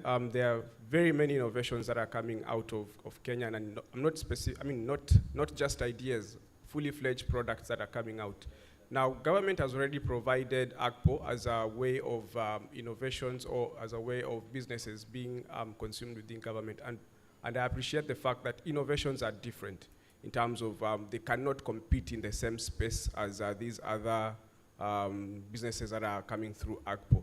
So yes, I do tend to agree that there is need probably to set up a limited liabilities company, which then could be able to consume these innovations and see how then the same can start being implemented in either private sector or even in government. Something that we probably need to start thinking about the formation of this company, how it's going to be evaluating these innovations. Because as we look at this, then we see how we can scale and start moving the innovations even out of the country.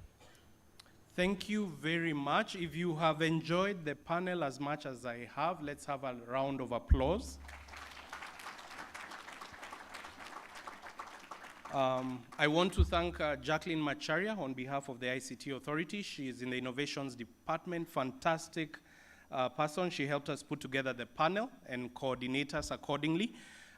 Because we don't have time, Dr. Omwansa and Dr. Ibrahim, just stand.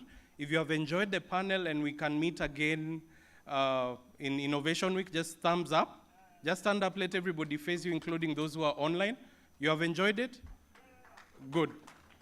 So we meet at the panel. My parting shot, I was delighted to meet my BCom student. They're just about to graduate, Moses Njenga, who turns out is an intern with Peter and with Julius at Telcom and by extension Mugo. And we've been teaching them very creative ways, the world of sustainability, shared value, etc. And he shared with me yesterday that this was his first flight in his life, coming to Mombasa. And all the people he's met, it's just blown his mind away.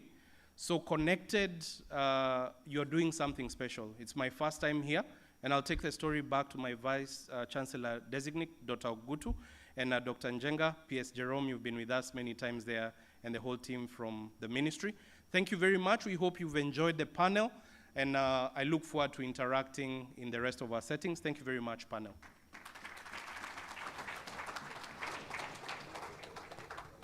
Another round of applause, please, for the panel and moderator as well.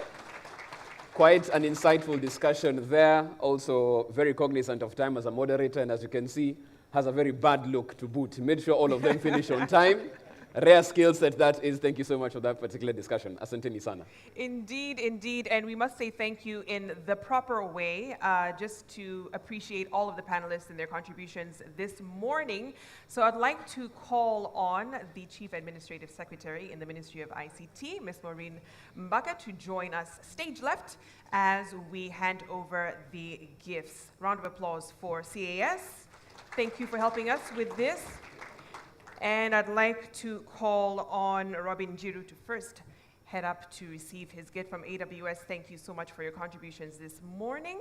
And even as Robin goes to get his gift, I know it might sound obvious, but I'll still underscore the fact that as you get your gift, please smile for the camera. Yes. Yeah, please. It would be good. Might be good. Thank you so much for that, Robin. Wonderful, wonderful. I'd like to call on Kevin Atibu to also go up and receive his gift. Thank you so much for your contributions today from the ICT Authority. Round of applause. And I think that would actually encourage them to smile for the camera. Yes. Yeah. Applause to go with it. There you go. Asante sana. Fantastic. Dr. Mugeni from the Communications Authority, you may head up to receive your gift. Thank you so much. You forgot to mention tomorrow is the deadline for SIM card registration. I don't know how many people have actually done that. We're enjoying Diani. Have you done it? Well, I was with Chiloba a couple of days ago, so let's say I know a guy. Hopefully they give us a grace period. Wonderful. Thank you so much, Dr. Mugeni. Christopher Mukua to head up to receive his gift as well. He is not on the panel, okay, but we do have Alan Kipsang from Safaricom. Thank you. Round of applause for him. Alan.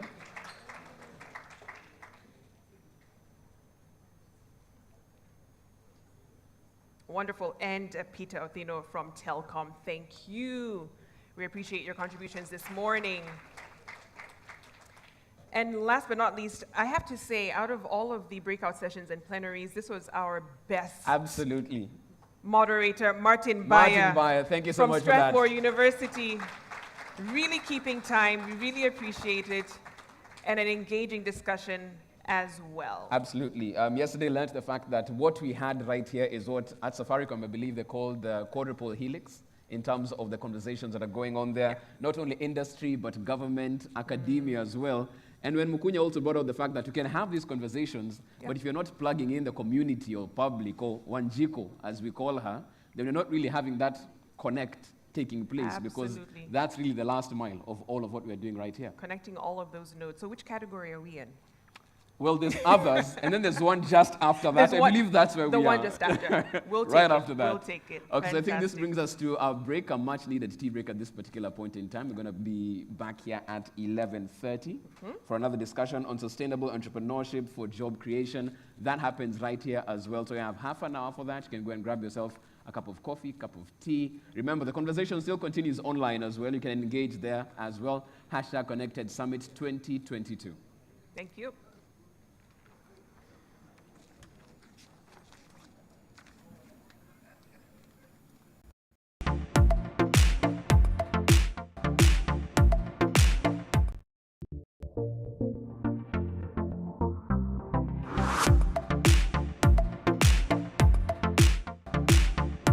Of course, we've heard about the statistics, talking about the fact that probably 85% of the jobs in the future don't even exist right now.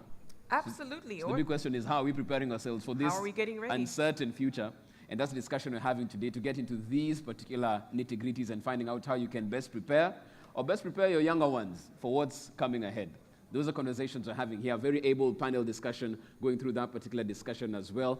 But before all of that, let's literally set the stage with this video.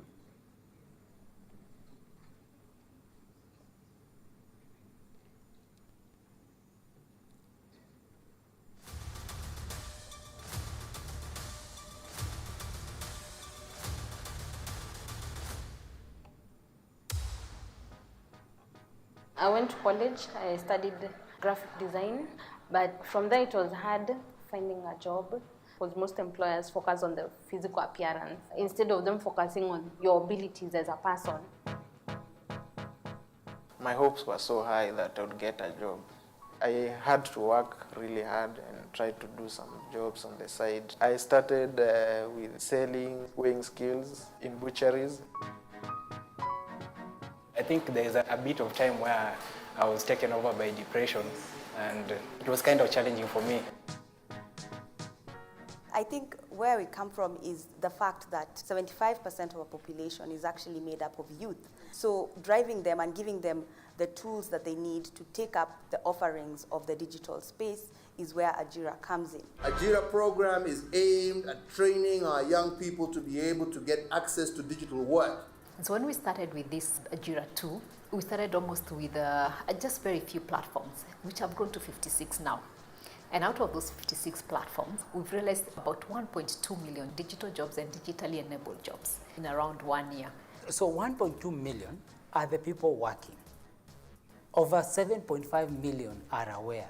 So when I joined the JIRA, we were trained in transcription, managing our finances, as well as some portion of content writing.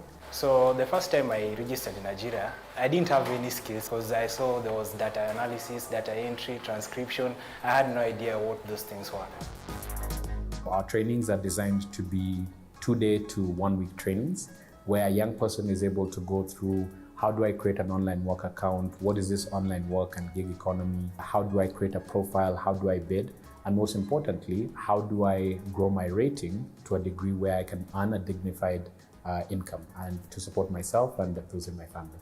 And I was surprised that at the comfort of your home, provided you had a small place and a reliable internet, you could actually get something. The youth of Kenya are very innovative, very creative, industrious, and they are very tech savvy as well. They are very enthusiastic about the training, and they can access the program through constituency innovation hubs, which we are rebranding as Ajira Youth Empowerment Centers, because these centers are equipped with the digital devices and connectivity. At the moment, we've done over 212. And so our plan is in the short run to be able to get to the 1,450. In the long run, to be able to get everybody to be walking distance from a free Wi-Fi center in the country. The private sector contributes 3/4 of the GDP in this country. So it is our role as a private sector to create jobs. Government provides an enabling environment. Ajira Digital is a good demonstration in its own way. It's a creative and innovative way of thinking about job creation.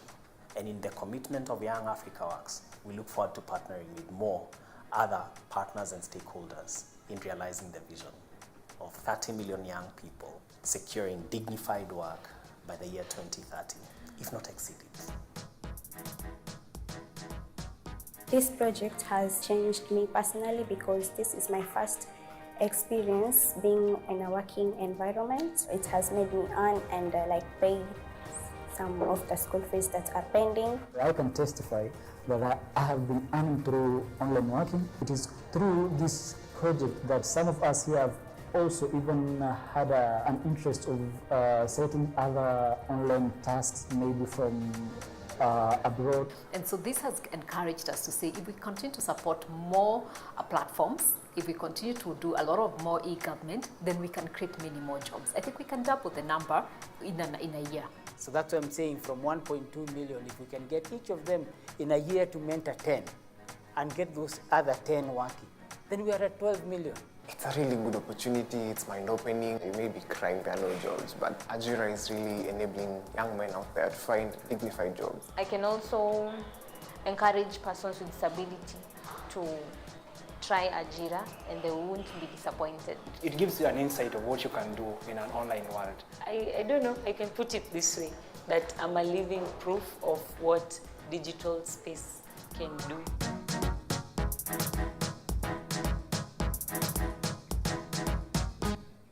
So there you have it, listening to those creative minds talking about what Ajira has done for them, opening up a totally new world. It's always nice to see the faces behind in terms of the beneficiaries, Amina, Ali, Billy, and Florence, and all the others who shared their experience and just how they're driving forward their careers. And that's the conversation we're having today. It's all about the role of the digital economy in reimagining labor and youth employment. It's not only about getting the work. Is the work dignified? More importantly, is the income from that particular work they're doing dignified? And that's a conversation we're having right here in this panel discussion. I'd like to call on stage Dr. Ehud Gashogo from the Kenya Private Sector Alliance to moderate this particular session, even as we move it forward. Is Daktari in the house? There he is. A round of applause for him, tafadhali. Asante sana.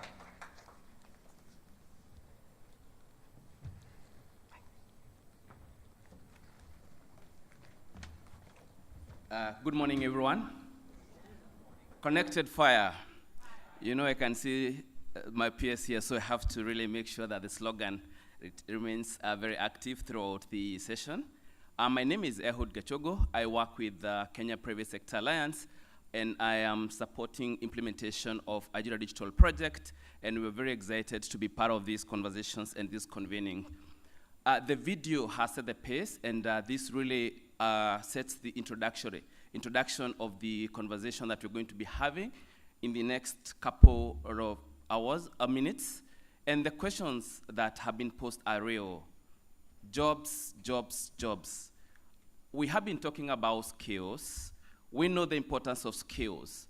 But in the end, it's about balancing lives and livelihoods, and therefore creating enough, better, sufficient, dignified jobs for our economy is a priority for all of us.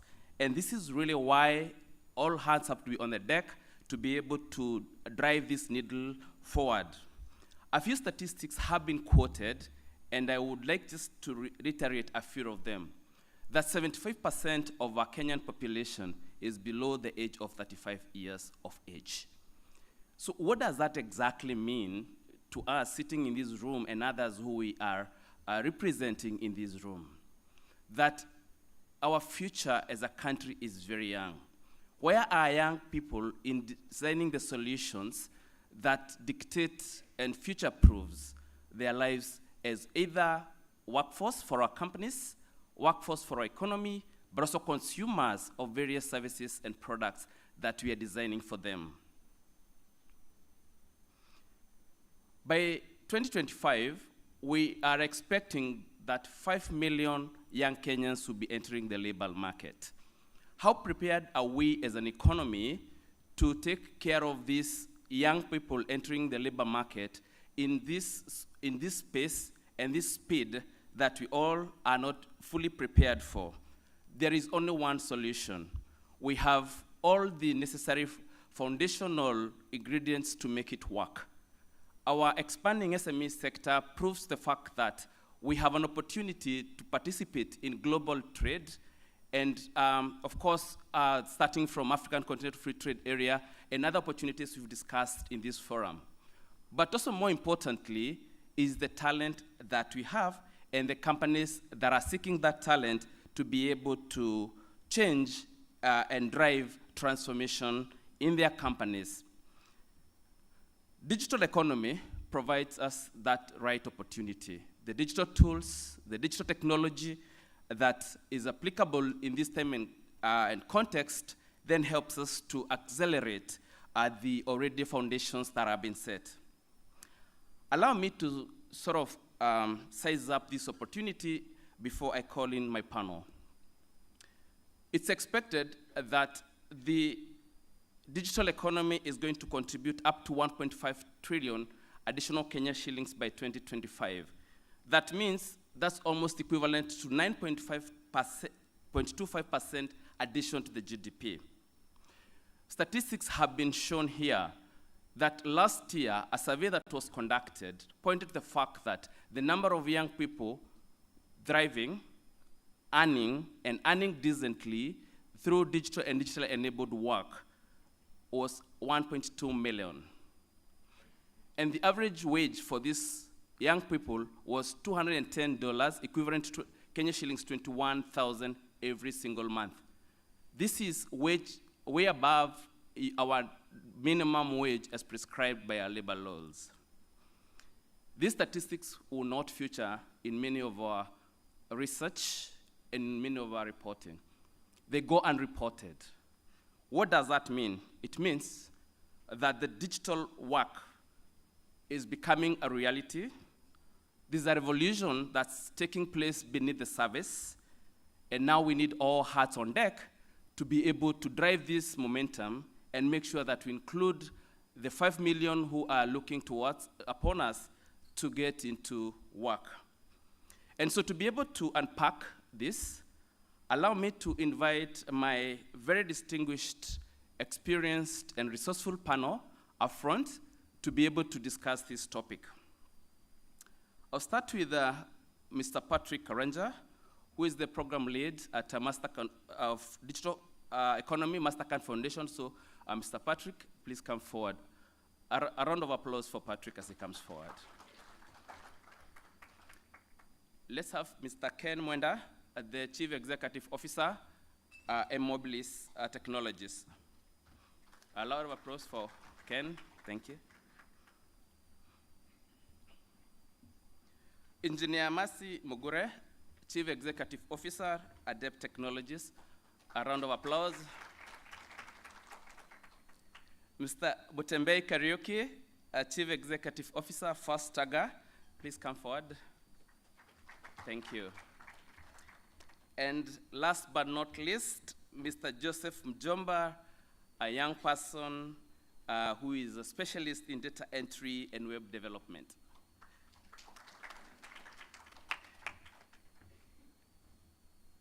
Thank you very much. So allow me to start by asking you, Patrick, Mastercard Foundation has chosen to invest in digital economy. Why is this important for the foundation and for the country and for anyone willing and interested in investing in the digital work, and especially for young people in Africa?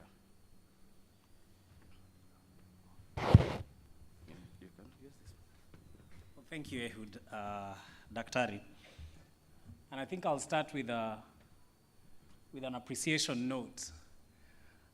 Almost a decade ago, I was here as a young person receiving an innovation award at Connected Kenya. And it's such an honor to stand on stage because the stage looked so big, and it is big at that time. Digital economy is associated with a bit of an aloof or impersonation. There's lack of human touch when you bring technology into the idea of work. It is associated with people being laid off from work, automation, and such.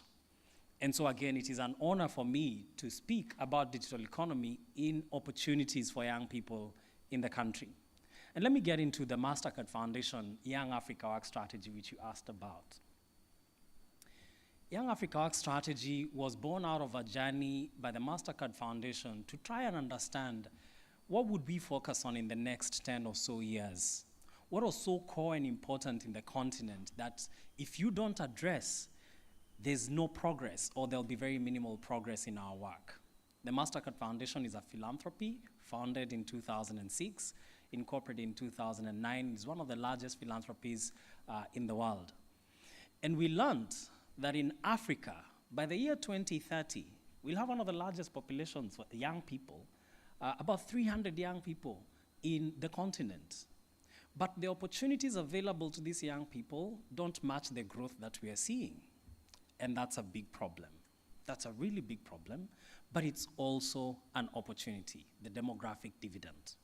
And so Young Africa Works was born to address the challenge of youth unemployment or lack of work opportunities, and it is to enable 10% of these 300 million, 30 million young people to access dignified work by the year 2030. Our strategy then went into looking at country priorities and countries where we would most likely or most probably get more traction. And Kenya was one of the 7 countries where we started off. Kenya is amongst Nigeria in the west, Senegal, as well as Ghana. We also have Rwanda, Uganda, and Ethiopia. Why digital economy in Kenya? I think Connected Kenya is a good example of the vibrance and dynamism of this economy in the country. And we observed that in our diagnostics, in our strategy, in engaging with different stakeholders. Digital economy in particular gives an opportunity to create new jobs, to create entirely new sectors, thinking about industries. It is both an enabler as well as a vertical on its own in terms of business. And so for that reason, we partnered and we were looking at partnerships that could scale.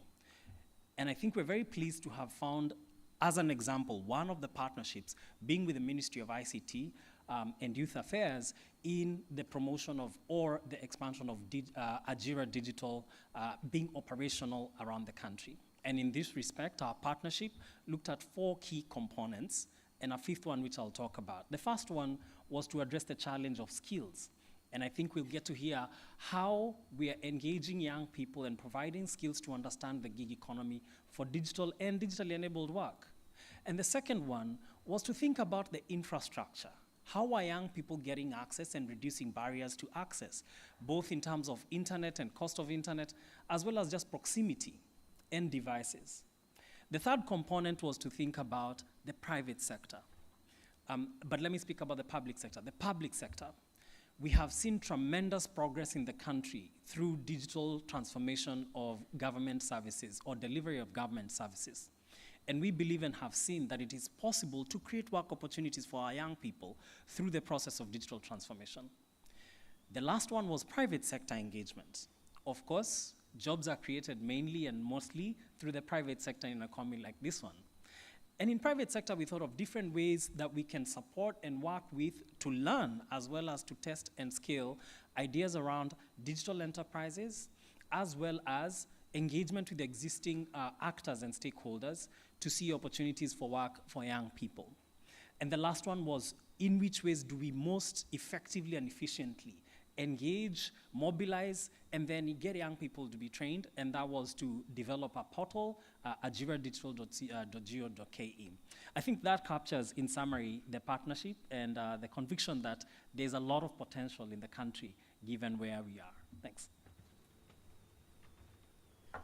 Yeah, thank you very much, Patrick. And I think you talked about a very fundamental point on the role of government. In the traditional approach to job creation, the role of creating jobs was really bestowed on the private sector. The digital economy is also telling us otherwise, that government can also be provider of work for young people, and therefore close collaboration between private sector and public sector is paramount, and it's actually almost a necessary condition for us to push the conversation and the job agenda forward. And really that's where Ken comes, and I think I want to take that on you. I'm sure your company is a private sector company preparing young people for the future of work. What are some of the things that you've learned along the way? How should other companies use the same script that you are using as Immobilis to be able to jump in the bandwagon and start, supporting young people in developing the necessary capacities to do digital work, but also to become digital entrepreneurs in future? Good afternoon, everyone, and all protocols observed. Thank you for the million-dollar question, Dr. Ehud, and maybe 400,000 after taxes. Allow me to start by giving a bit of context about Ajira Digital and our role in that to maybe help answer that question. The first thing that I would say is Ajira Digital is a catalytic ecosystem level intervention by the government of Kenya. And working as a private-public partner to deploy it with KEPSA, ourselves as Immobilis, and graciously funded by the MasterCard Foundation. Now that some might say is kizungu mingi, but suffice it to say it's an intervention to deal with one of the largest and most complex crises of our time as a country and as a continent, and that is youth unemployment. And the idea that 39% of African youth are unemployed. To put that in perspective, that's about 5.3 million youth. To put that in further context, about 800,000 young people graduate from TVETs and institutions of higher learning every year. And of those, only about 78,000 to 90,000 get absorbed into formal employment. So one area I would commend the government in its sort of long-term vision in creating Ajira Digital is then saying, how do we as a government create an enabling environment around digital economy? Last 2 weeks ago, for example, the 6th undersea cable for Kenya, the Peace Cable, was launched, which makes it very exciting, and as a way of internet connectivity, makes it very exciting for those of us in the private sector. But the idea being, how do you reach youth where they are, in mashinani, in rural centers? How do you empower, in particular, young women? 60 to 70% of the beneficiaries of the program are meant to be young women. And how do you make sure that we can overcome the obstacles of access to devices, skills, training, mentorship, and access to connectivity and internet are solved? And that's where we as Immobilis come in. We've been in operation for the past 11 years. We are a digital and software development training institution and incubation hub. And our role in Ajira Digital is on programs 1 and 2 is to help with the operationalization of 101 centers of the 200 plus that were mentioned. And that is by resourcing with center managers, operations manuals, equipment, and so on. But the second component of that is helping to establish Ajira clubs as a model for sort of peer learning, youth taking ownership in institutions, and to continue sort of peer learning and communities of online workers that get developed through the clubs in institutions and that then can be sustainable. So that's more or less been our role. Part of what we've learned, to your question, is there are 3 areas of training that we focused on to prepare young people and equip them for both the future of work, but what the digital economy has shown us. The first is on the Ajira Digital content and curriculum developed by the government, and it's in 5 skill areas. It's a 5-day program, and we have about 55 trainers that are on board to deliver this. And in that training, there's 5 skill categories, as I mentioned, from transcription to content writing, to translation, to digital marketing. But there's a second component of Ajira Digital that we help to deploy, and that is website development trainings. And when you look at what has happened with His Excellency launching the Africa Development Center in the last 2 or 3 weeks, where there's about 453 developers, software developers, showing the demand, and hopefully with Google and Amazon set to do something similar. We're very excited about what website development training and those skill sets mean for young Kenyans. And then the third and final area is on Amazon Web Services Cloud Practitioner Program, through a partnership that the government, through the Ministry of ICT and Youth Affairs, established with Amazon Web Services. So it's looking at the spectrum of skills, starting from beginner and basic to intermediate to advanced. And so if you're a young person and an online worker and you have a strong enough background, then you can take advantage of these emerging opportunities in whether it's cloud practitioner or becoming a software developer. And then the final part is really just to say that where we see this partnership working well and what the template could be is we see young people starting as online workers and as freelancers, and some of them, like one of our success stories, a young man by the name of Samuel Malaga, earning 50,000 shillings a month as a freelancer, moving on to starting a digital marketing agency by the name of Branded Africa, hiring 3 other young people, young men and young women. And so that sort of catalytic enterprise development amongst young people, supporting other young people, is what we hopefully see as the future of this program. Working with KEPSA, who have been phenomenal on either doing career fairs for the employment side, or exposing SMEs to the idea of how do you outsource, how do you digitize, and how do you, through judiciary, create government e-jobs, and micro-jobbing has been phenomenal because it's created a further set of opportunities and advanced what's happening in the digital space. So I think that's what I would mention. Yeah, thank you very much, Ken. And it's really interesting how you point to the fact that, of course, we're looking at entry level, but then there's progression after you enter, because in the end, we just don't also want to create 1 million of workers. We also want to create entrepreneurs who can also be able to employ more, as the CS was speaking on the video. And this goes to you, Mtembei, because you've been here longer. Being a digital entrepreneur, having formed and operationalized a very successful platform. It's really been a journey, of course, and we would like to know your experiences around, being an entrepreneur in this space. What does it mean? What does it take for young people to move from the space where Ken is preparing them as freelancers to agents and finally to platform owners? Thank you, Dr. Ari. Okay. So I think there's one famous entrepreneur in Kenya called Sam Gishuru who said, if you want to know God more intimately, then become an entrepreneur in Kenya. So that's a bit of a snippet of what it takes to be an entrepreneur and what you usually go through. So I think my journey has been quite interesting in tech and being interested in tech. So I don't know, for those who knew about Kenya in the 90s, there was a place called Gashie where a lot of the Wanogos or Shoshos, if you know those names, those were the hardened criminals in Nairobi, where they came from. So that's actually where I was born and I grew up. And from a kid growing up in that sort of environment, and at some point I was this kid who used to like taking apart machines, and I think my parents realized, okay, this one is going to take apart almost every electronic thing in this house. So my dad got these scrap computers that were being thrown away by companies, and that was my introduction into technology. And in one of these computers years later, I discovered a program called ELIZA, which was one of the first ever AIs, natural language programming bot, which was called ELIZA. It was acting as a psychologist, so I used to talk to it a lot and spend most of my time just engaging in the computer and not playing outside. So my parents were a bit worried at that time, but I was just getting my interest into technology. And so that was sort of my first introduction into advanced technology. And through that time, I was just so focused on what can I do with technology at that time.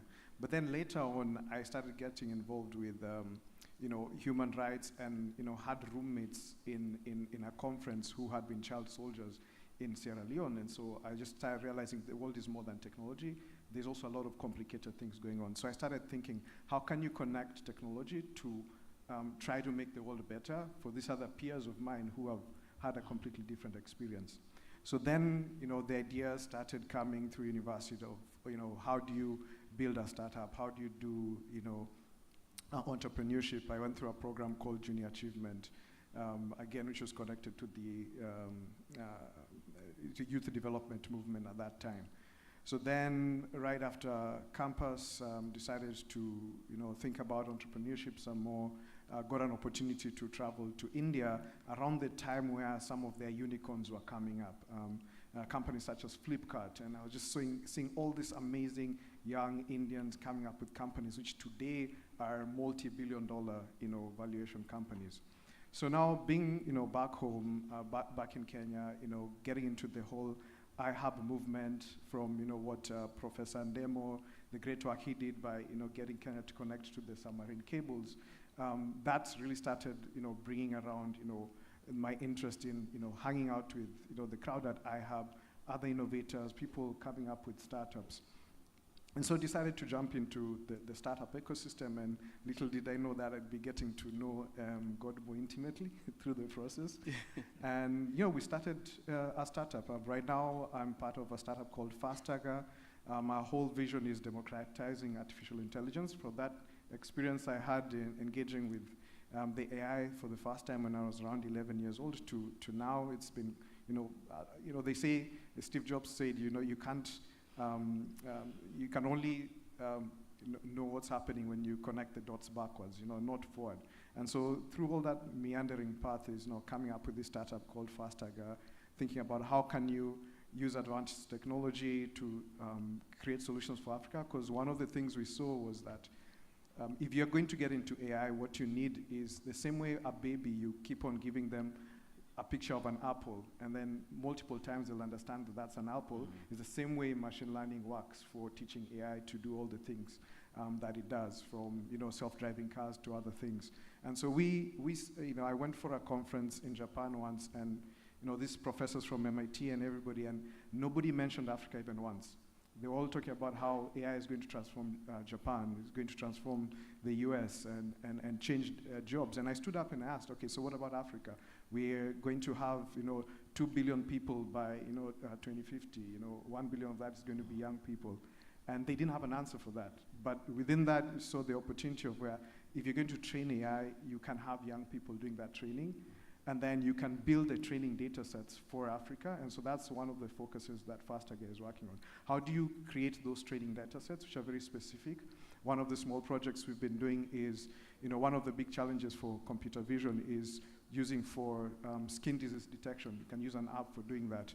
And there's a big lack of data sets of African skin because we have darker skin tone.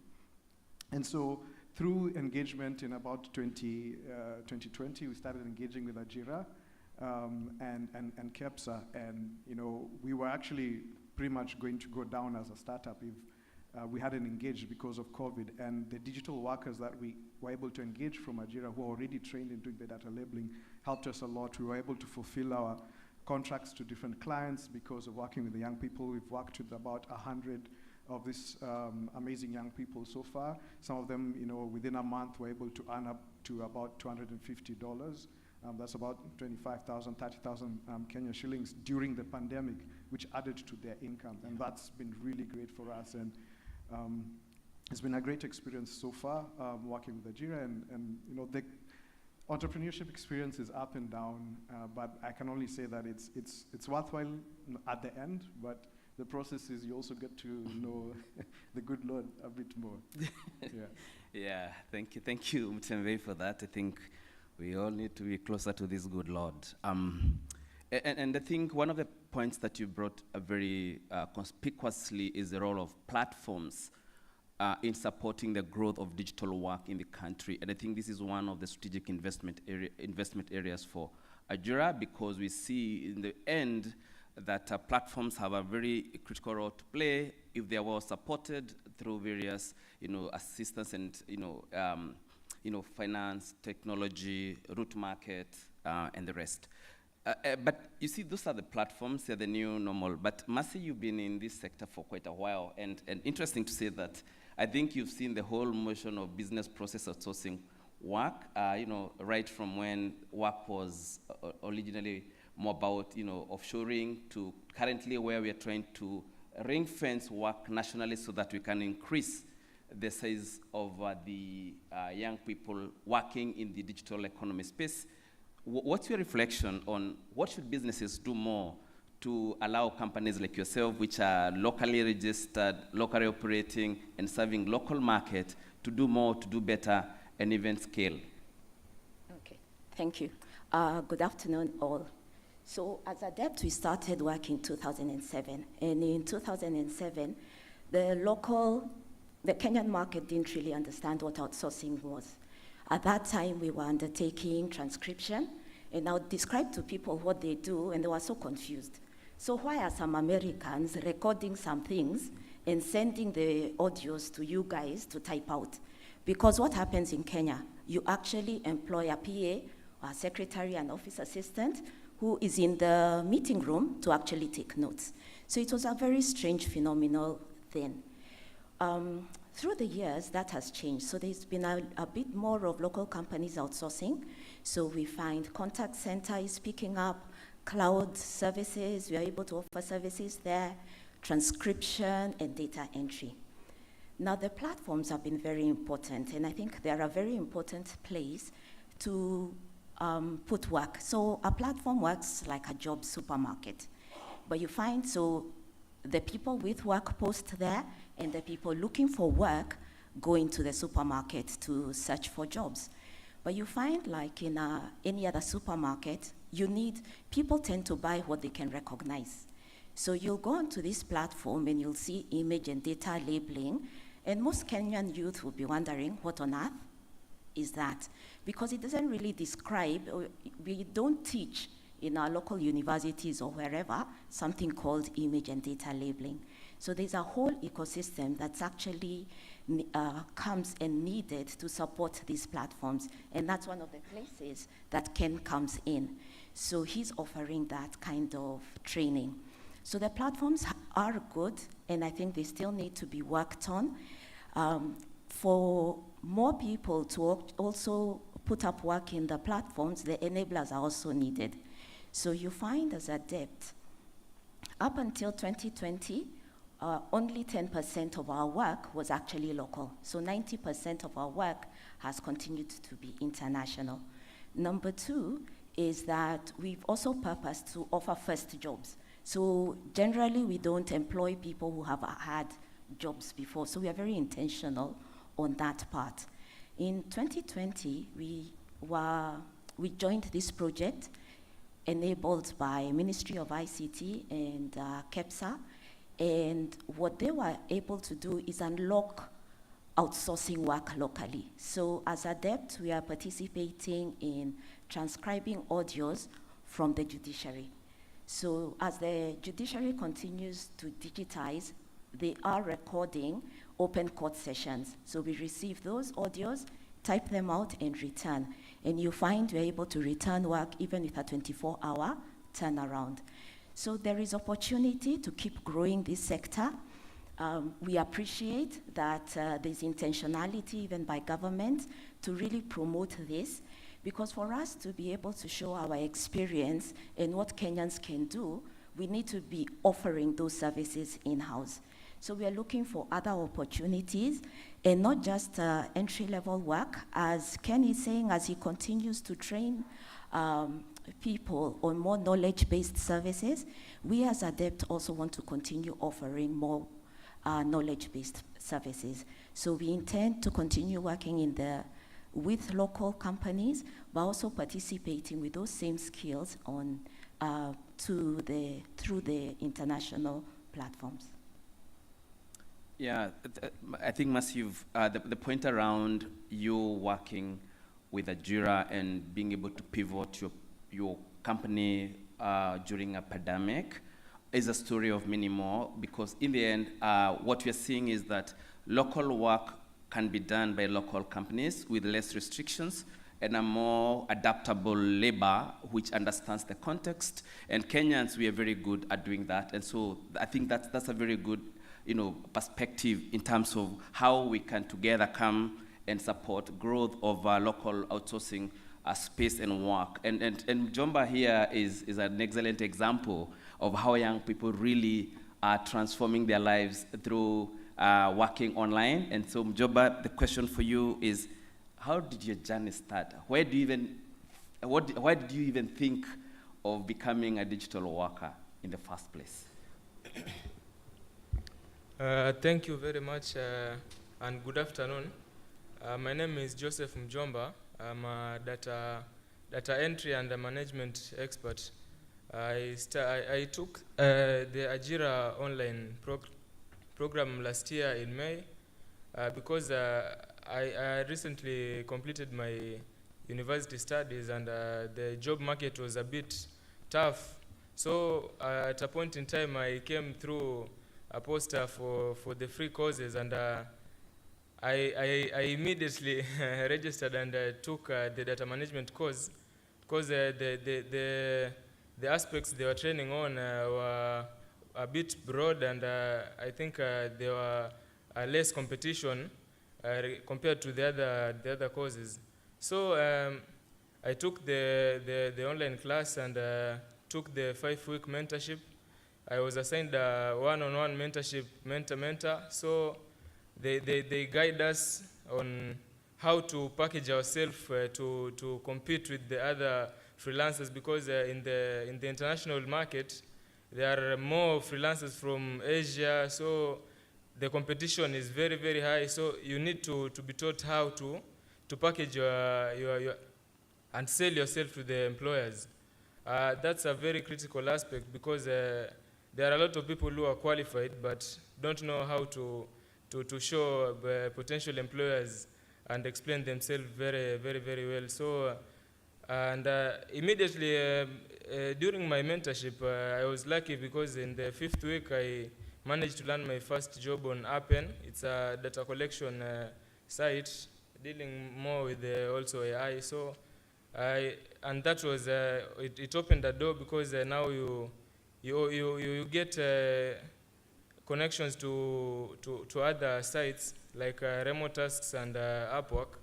And I was getting about, in the beginning, I was getting around 6,000. So because I already had a business idea for connecting fundis in my area to online consumers, I also used the skills from Ajira Digital to collect data on my target market and validate my idea. So I was balancing through using the skills to earn online and validate my idea. And the earnings I got also helped me to stay afloat for some upkeep and to finance my and bootstrap my startup. And in that was the whole of last year. So this year now I had gathered enough data to now get started on working on the prototype, but I didn't have a place to settle down, an office space. So I headed out to Ajira Empowerment Center in Likoni, and I was offered a working space. They have internet, they have laptops, so, and you also get to meet other like-minded people, and you can use that community to really empower yourself and share ideas there. So right now the prototype is online. It's called Fundilink. We have more than 10 fundis in Likoni, and they are utilizing the tools very well, because we want them to take the opportunity to share their work to potential customers. So they have they fill out. I make the profiles for them, set out their portfolio.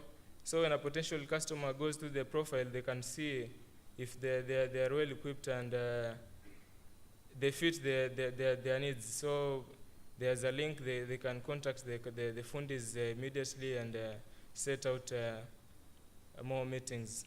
That is my journey, and I'm really, really grateful for Ajira, because they have taken a very huge part in my journey up to here. Thank you very much. Thank you.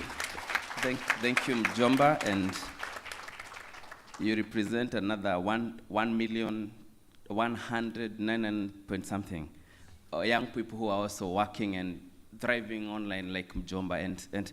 And Patrick, you know, you represent a very interesting generation. I think you're intergenerational in this journey of digital work.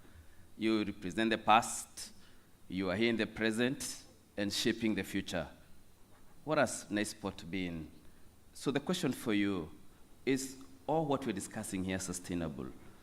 How can we do and do it better to double the number, to triple the number of young people who are thriving and earning digitally in this country? That's a nice way to call me old.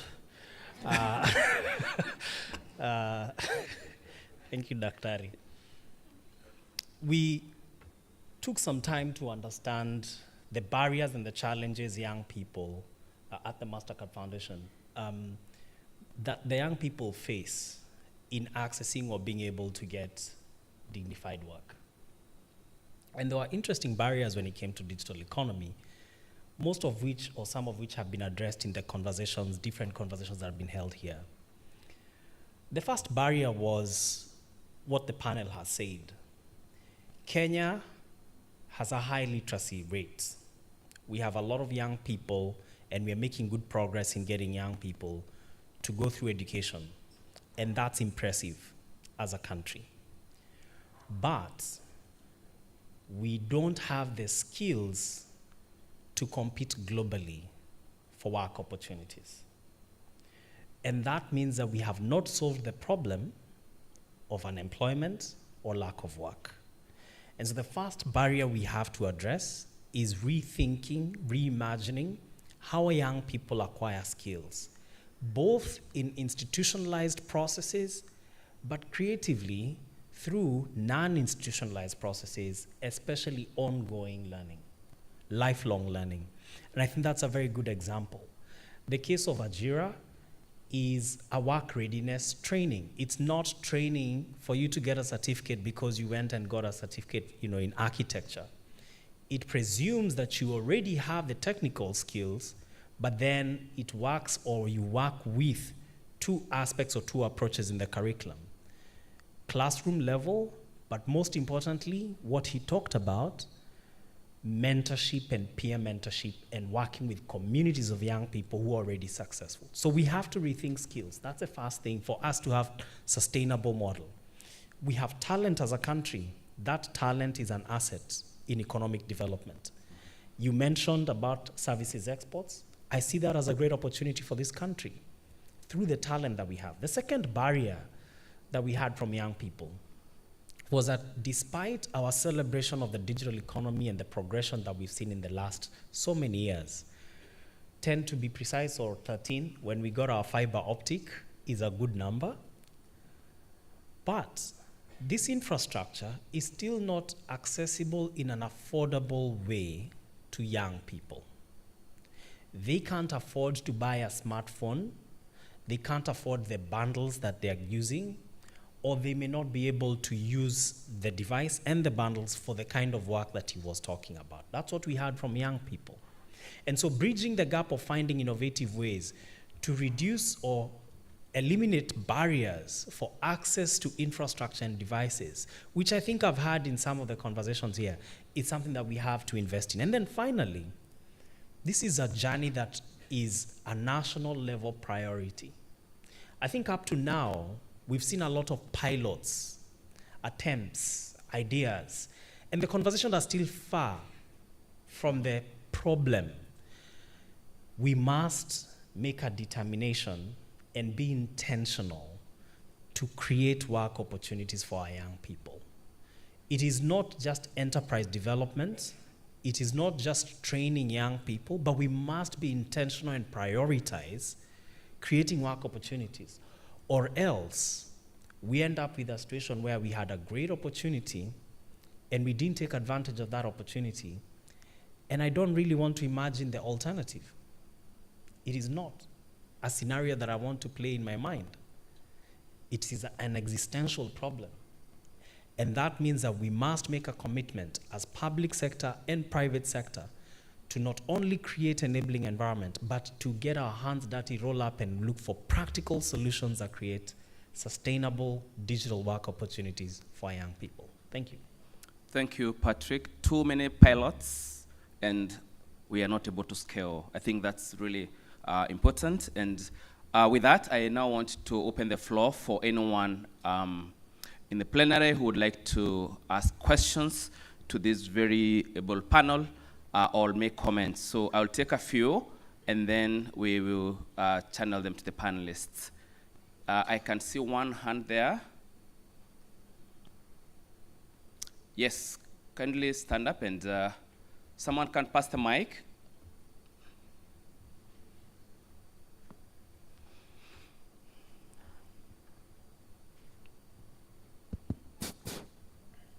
Connected Fire.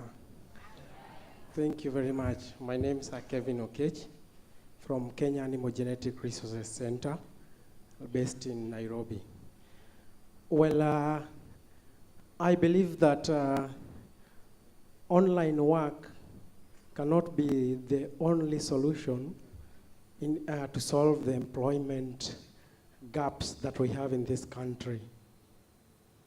But be that as it may, I would like to know from Ajira that after training these young people, do we have a form of a follow-up mechanism that ensures that even after training them, they are also able to disseminate the same information, or rather the same knowledge that they get, to others within their community, so that in the end, we do not have just one person in a community who is enlightened while the other ones still wallow in underemployment.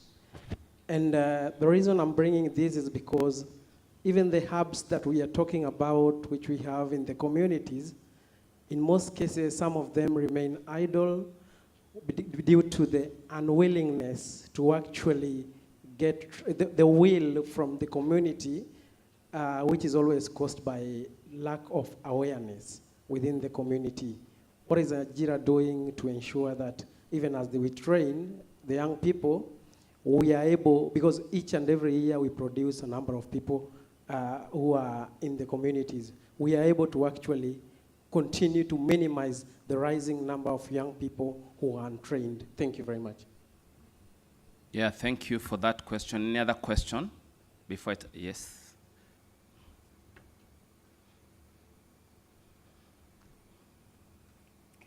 You can answer that too.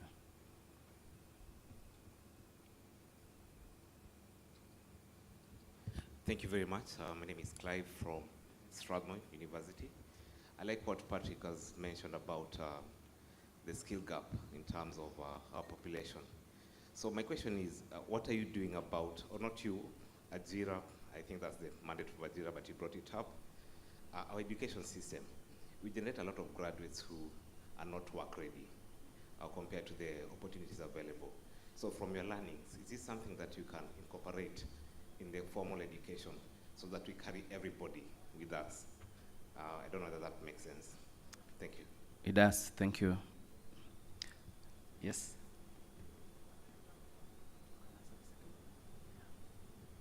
Well, good morning. I'm Peter Ikomele from Communications Authority of Kenya. My question is, how do we move from Ajira being a temporal source of finance to something more permanent? Because as the young people grow older, they need something more substantial. How do we connect Ajira to companies so that when you take guys through Ajira, they're assured of getting a place and earning something? Thank you very much. Can you have the second question there? Any other question before I pass it to my panelists to respond? One more there.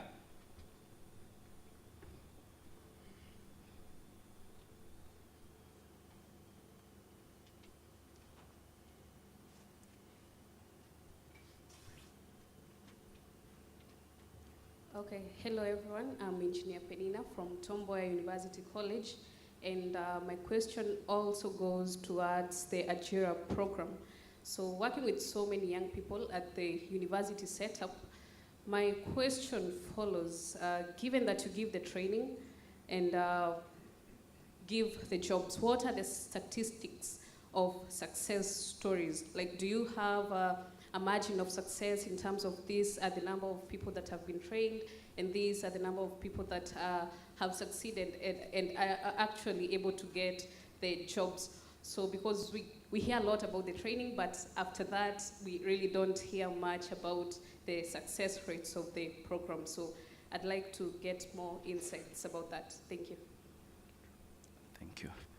Thank you for those questions. I now allow my panelists to respond to that, and they're heavy ones. So I think, Ken, you can give it a stab, then Patrick, and then the rest of my panels can add. Quickly, 1 minute each.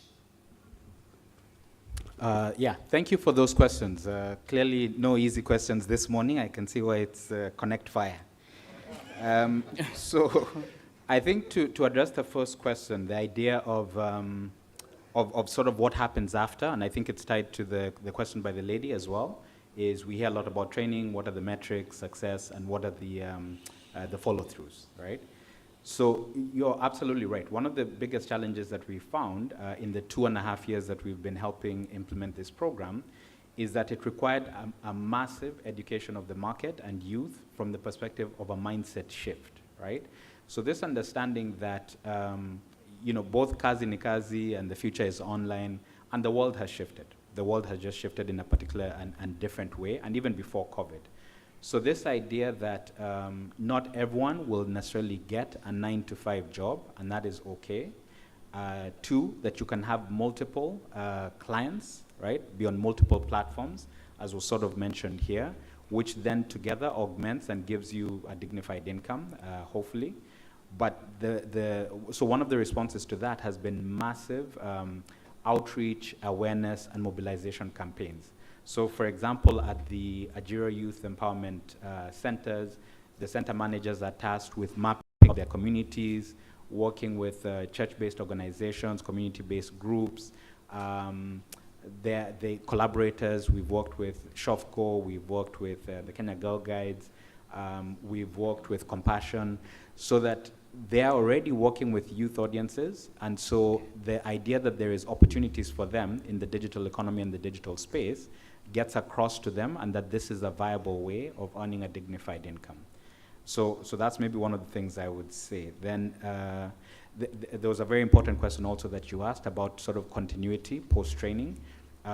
We work with the institutions, about 40 of them, to launch Ajira clubs, and in that model there is TVET champions, so that the institutions themselves take ownership, and it becomes a club that's sort of embedded in the institution, the same way as a Rotaract club or an ISEC club or any other sort of club, with students taking ownership and having, so we've given them resources like an Ajira Club's handbook, so that they have a model for how do you set up this club, how do you run it sustainably, and how can it become a work hub, right? So post-training, then what can happen?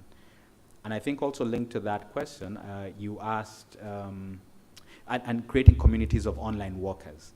So for example, we've done meetups in about 3 regions so far. We started our first meetup about, and this is for online workers, for beginner online workers to interact and engage and get mentorship and experience shared by experienced online workers. So we did the first one at JKUAT. We've done a subsequent one at Maseno University.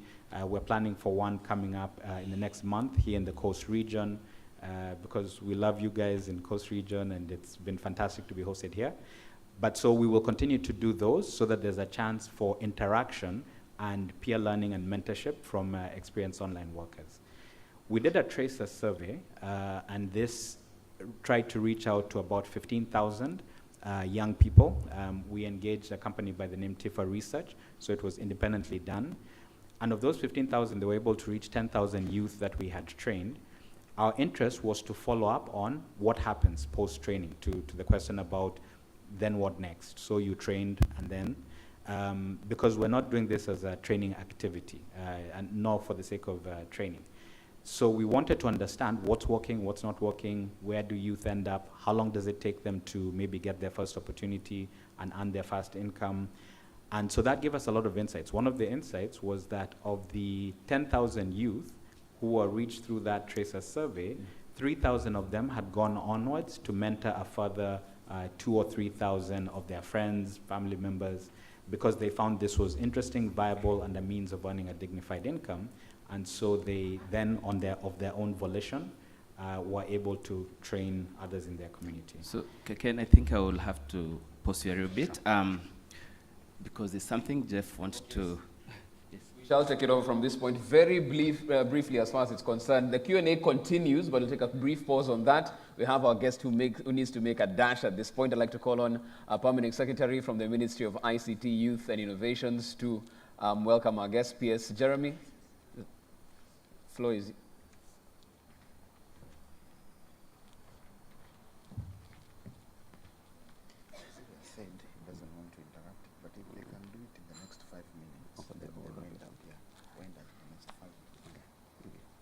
again, connected fire, connected power. That's what was going on right there. So a bit of a change in terms of the deliberations and instructions. If you could actually have closing remarks, and I'm sorry I've taken over from you, Daktari. If you can just have closing remarks from each of you, 5 minutes in total.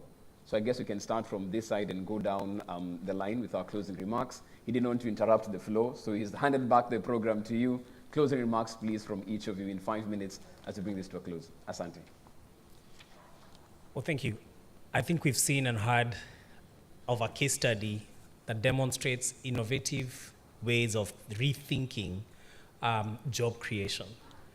Kenya has a great opportunity, and Ajira Digital is just one example. I think someone said it is not the only way. It is just one example of how we can leverage digital economy to have more young people get into the work environment. We see that in existing opportunities with the private sector, but I think there's even more exciting opportunities for services exports, for work that is done for clients who are not sitting in the country. And I think I'll end by saying it is possible, it is doable, we've demonstrated that it can be done. Thank you. I've spoken a lot, so I'll just summarize quickly by saying thank you all for your time and attention, your interest in the digital economy. The best is yet to come. Please check out the ajiradigital.go.ke, the portal, as an access point for training, opportunities, e-learning, and continuous learning. So we hope to continue working together with private sector to create opportunities for young people. Thanks. What I'd like to say is that digital work is not temporary. So let people not think of it as an internship, as just a place to start, as you wait to do serious work. It is serious work. Yeah, because it seems like there's that perception. So it is serious work. And even as an industry, as a business, we are looking to scale up. Right now, we may be at entry-level jobs, but the idea is to work with the teams that we have in-house to offer more knowledge-based services. And you can already see that is something Mutembe is doing in his business. Yeah, so be serious about it, encourage young people to get into it, let them open their minds, because there is a lot of opportunity, and there is an opportunity, especially for the Kenyan young people, to really make an impact. Mine will be to encourage other young people in Kenya to embrace this initiative by the government. Check out Ajira. Based on your passion, strengths, or dreams, you can just choose a skill and grow to an A-level professional career, and you'll earn and support your family. Thank you. For me, digital work is going to be the future. It's going to create the future. From that kid who was growing up in Gashie to today, to knowing that we have colleagues in Makerere, Honorable Minister, who are leading in NLP, in AI around the world, and knowing that AI is actually going to build the next unicorns, to having a team of people, young Kenyans. We are all Kenyan. We have people who are working for the fourth most valuable startup in the world at $65 billion. You have someone else who's gone to MIT. All of us are Kenyan, and we're going to build the next Safaricoms, and they're going to be, if we have just 100 more Safaricoms in this region of Eastern Africa of 300 million people, we'll be able even to leapfrog the US in terms of the economy. And I believe digital work is going to get us there. So that's from me. Okay, thank you so much. A round of applause for them, tafadhali. Very well put, very succinctly summarized as far as that's concerned. Thank you so much, gentlemen and lady, for this particular panel discussion. I'll ask you all to have your seats, but don't go too far. We will call upon you later on to appreciate you for the wonderful work you've done. Another round of applause for them, tafadhali, as they take their seats. I can give them the fire. Oh, okay. You shall hand over the fire. Okay, fine. As they exit stage to the left, PS, Jeremy will... Asante sana, thank you so much for that. Sharing the experiences as well and insights into this particular space. And a key takeout there, even in terms of the attitude that we have in terms of digital work, it's not a place where you're stopping to wait for the serious work. It is serious work in itself as well, and I think that's a key take home as we move forward in that particular regard. Thank you so much for that. Sharing the conversation as always. If you're online, you can do that. Once again, the hashtag as always, hashtag Connected Summit 2022. You can get them in right there as well. And even as you do the gifting, PS, if you'd be so kind, there are 3 other speakers who hadn't been gifted. If they're still in the room, you might as well do that right now. Dr. Ibrahim Abduba is here. Dr. Okay, there they are. Please let us have that fire. Connected fire. PS is still hot on it. Let's use that hot streak. Asante sana. Julius Cheptioni as well. Our keynote speakers from the previous panel discussion can come to the front. Dr. Tony Omwanza. Are they in the room? Okay, they're at the back making his walk to the front, of course, as he also gets his hamper in appreciation for the brilliant keynote that he gave earlier today.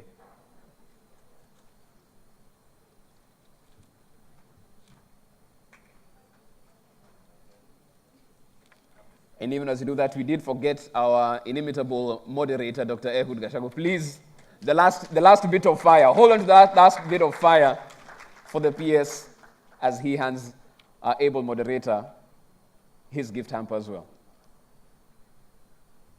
There you go. Asante sana. Thank you so much. PS, over to you.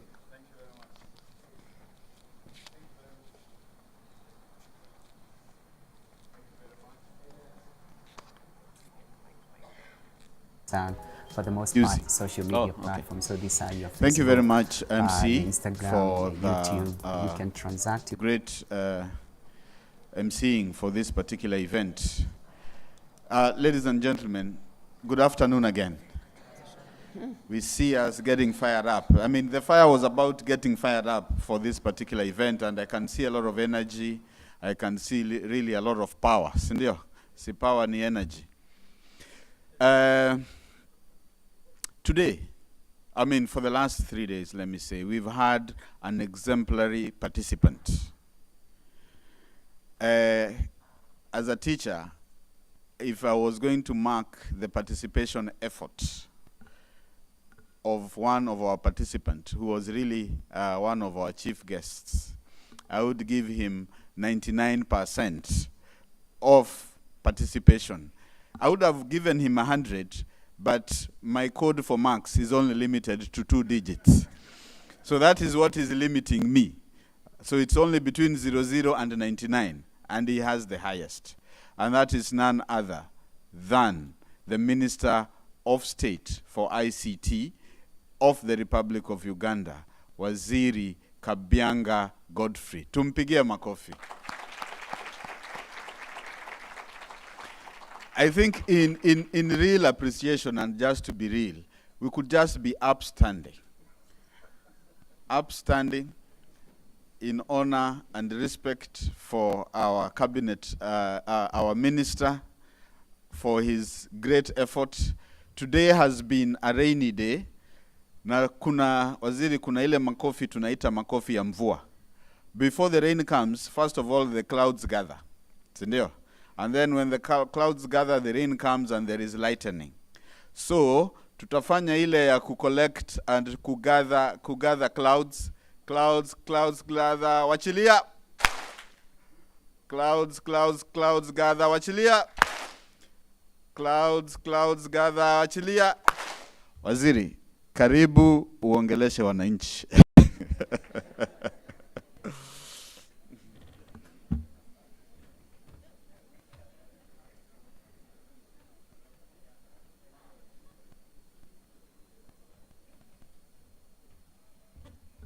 Thank you very much, PS. Now you have seen why we don't leave politics. Niyo makofi. So if you hear someone has not left politics, it's because he still wants to be clapped for. The PS of the Ministry of ICT and your team and all good people here, good afternoon. I have to say, I thank the Ministry of ICT for having invited Uganda to participate in this summit, Connect 2022. It's really very, very aspiring to me, and I'm really humbled.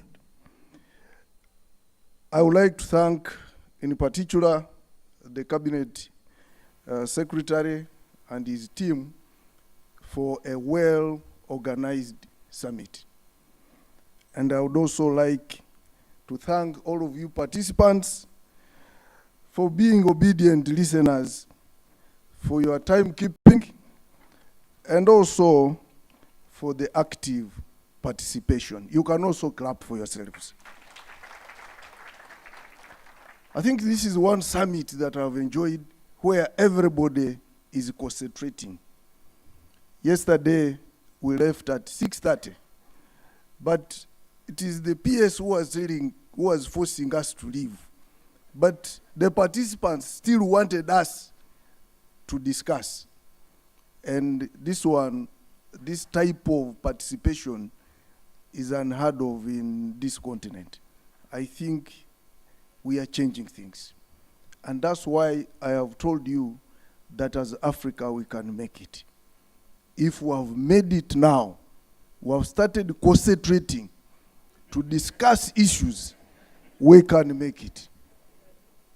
We don't need anybody to come and teach us how to do things. We have the energy to make it. We should be proud of Kenya. We should be proud of East Africa. We should be proud of Africa. We can make it. And I encourage you on that. I came. I participated. I saw and I learned. I can only promise you one thing, that I'm going to be your ambassador in Uganda. And a very, very serious ambassador.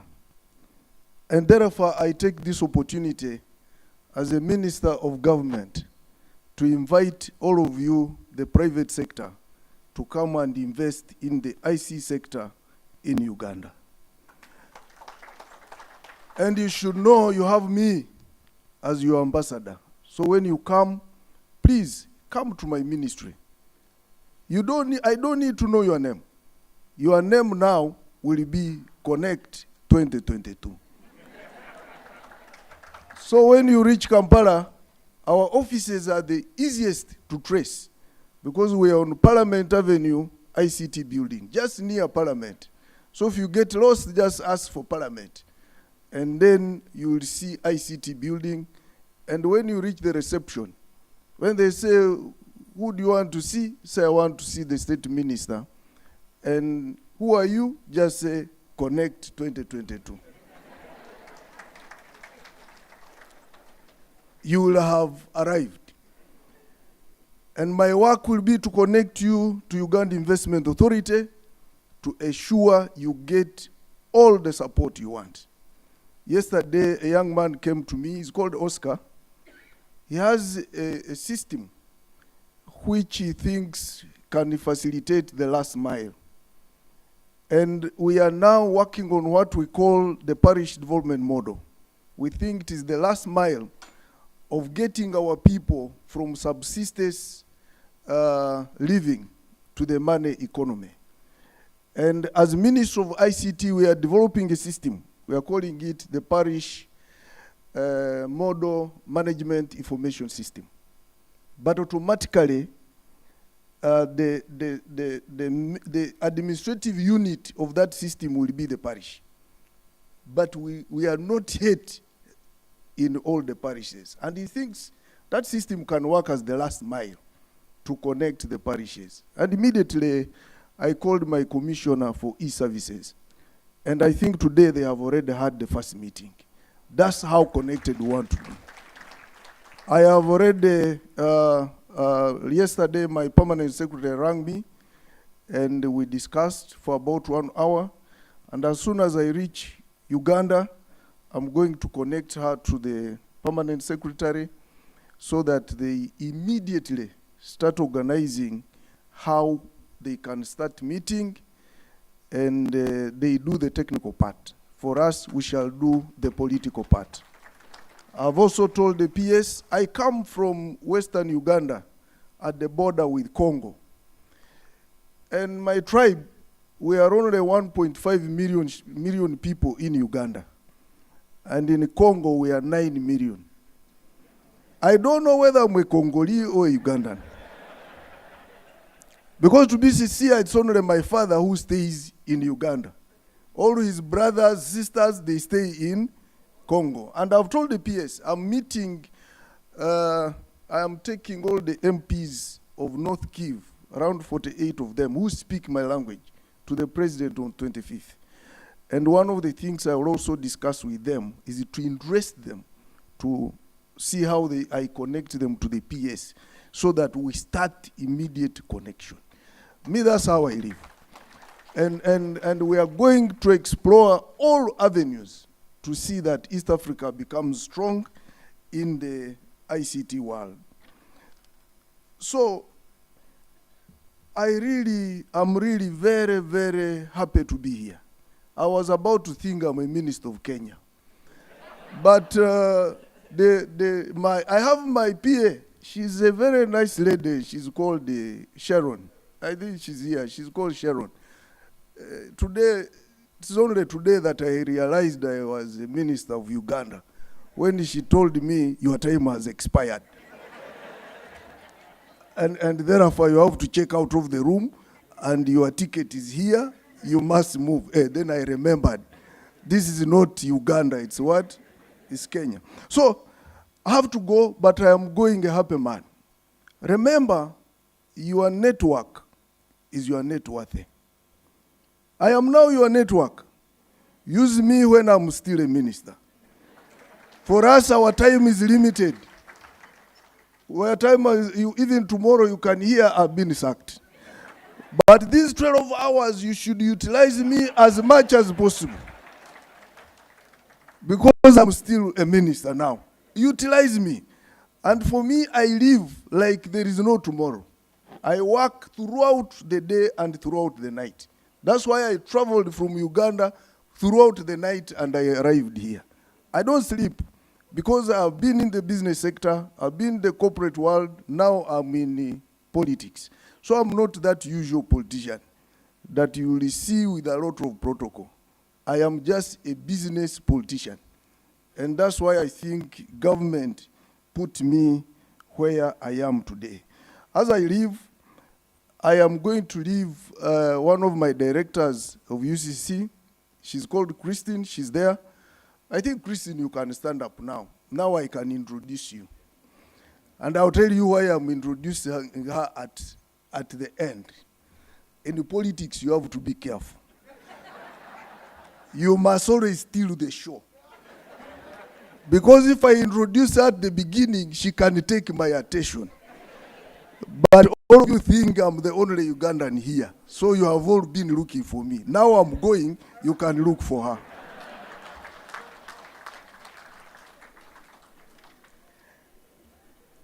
I thank you all. Apart from ICT, I come from the second highest mountain in East Africa, snow-capped at the equator. Please, come and we climb the Rwenzori mountain. I know you have climbed Kilimanjaro, you have seen lions in Mara, you have seen elephants, but you can come and see the elephants of Uganda also. I have been to most of the areas in Kenya, Thompson Falls, whatever, but you can now come to Uganda and see the difference. Please, this Easter holiday, come. And all of you here, whenever you're in Uganda, look for me. I'm a man who is never stressed. I like fun. I like enjoying myself. You can never stress me. Even in Uganda, nobody stresses me. Even if the president says, today I've sacked you, I will smile and go and do other things. Because life is short, you must enjoy it to maximum, and you must do everything that will make people remember you. You must always leave a legacy, and a good legacy. So I'm here, utilize me as much as possible in all business of ICT. I'll be in touch with my people here. I've made friends, I've made networks, and it is those networks that will make me grow. I thank you all. I have to say, bye-bye, kwaheri, we shall meet again. Thank you very much.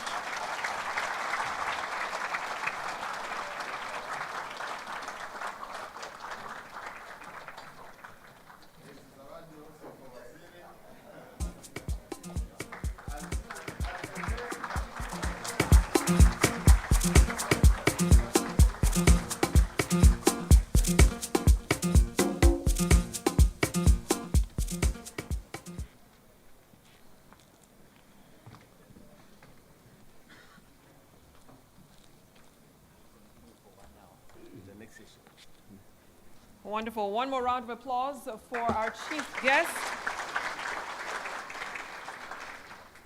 And Vicky, I don't know if you're aware, when he came and addressed us the first day, he had spoken about how he's a simple man. He only wore a suit because he thought it was going to be a very serious meeting, but in Mombasa, you shouldn't wear suits. The brief changes when you come to Mombasa. And I was the only person in a suit at the front. So as he leaves, as his minister in charge of national guidance, your guidance has been taken. No more suits in Mombasa. We are done with that, Waziri. We are done. Fantastic. Thank you so much, Waziri, for your kind words. Now, we are moving into the next section of this program, the Innovation Awards, and I talked about this earlier, and how important and exciting this is. We get to highlight Kenyan entrepreneurs and their innovations and their brilliant minds and what they've come up with in the last year or so. Now, the Innovation Awards started in 2011 at Connected Summit, right here, to recognize various Kenyan entrepreneurs. And this year, Oracle is the key sponsor. And we wanted to begin this session on a high. So Oracle, of course, we heard from some of the representatives, is a cloud company, but they do a lot more, especially when it comes to Kenyan entrepreneurs. And as I mentioned earlier, $1 million went into a kitty that these entrepreneurs can actually tap into and get technical skills and networking opportunities around the world. And it's a great, great, great initiative they've put in place. So what we want to do right now, Jeff, is to introduce the judging panel, because there are going to be some pitches going on. Absolutely, and these judges coming on stage, vast in experience as far as business is concerned. They've grown their businesses from a startup, some of them all the way to where they are right now, interacted with different entrepreneurs, so they know what they'll be looking for in these pitches that will be done on stage. I'd like to call on this, at this point, onto the stage, Mike Rabah, founder and chief executive officer, Homeboys. Round of applause for Mike as he makes his way up. Round of applause for Mike as he comes to the stage.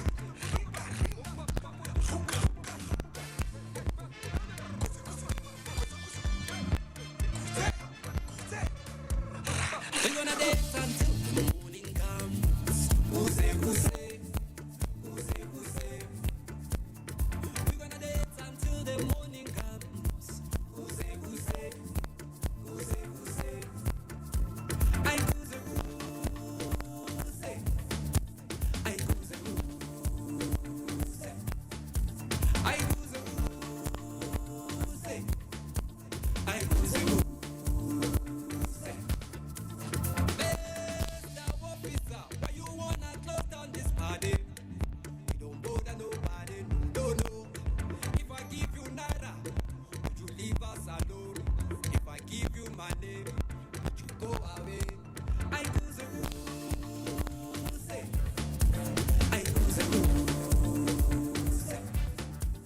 right, that's how you start off an award show. With a bang. With an absolute bang. Wow. Okay, so let's introduce the judging panel once again. Okay, that's where we started things off, and we'll pick it up from there. Mike Rabar, founder and chief executive officer, Homeboys PLC. Mike, karibu sana. Welcome. Okay, round of applause for Mike Rabar.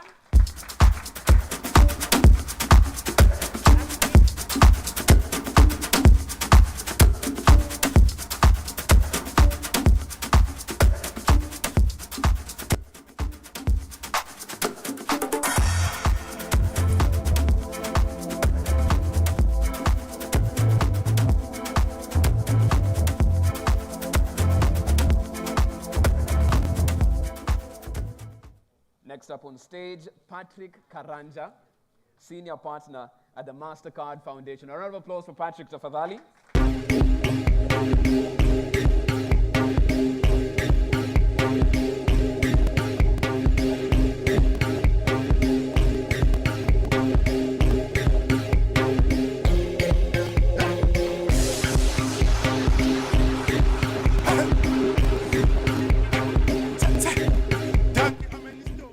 We also have Winnie Jumba, Principal Support Account Manager at Oracle. A round of applause for Winnie as she gets on stage as well.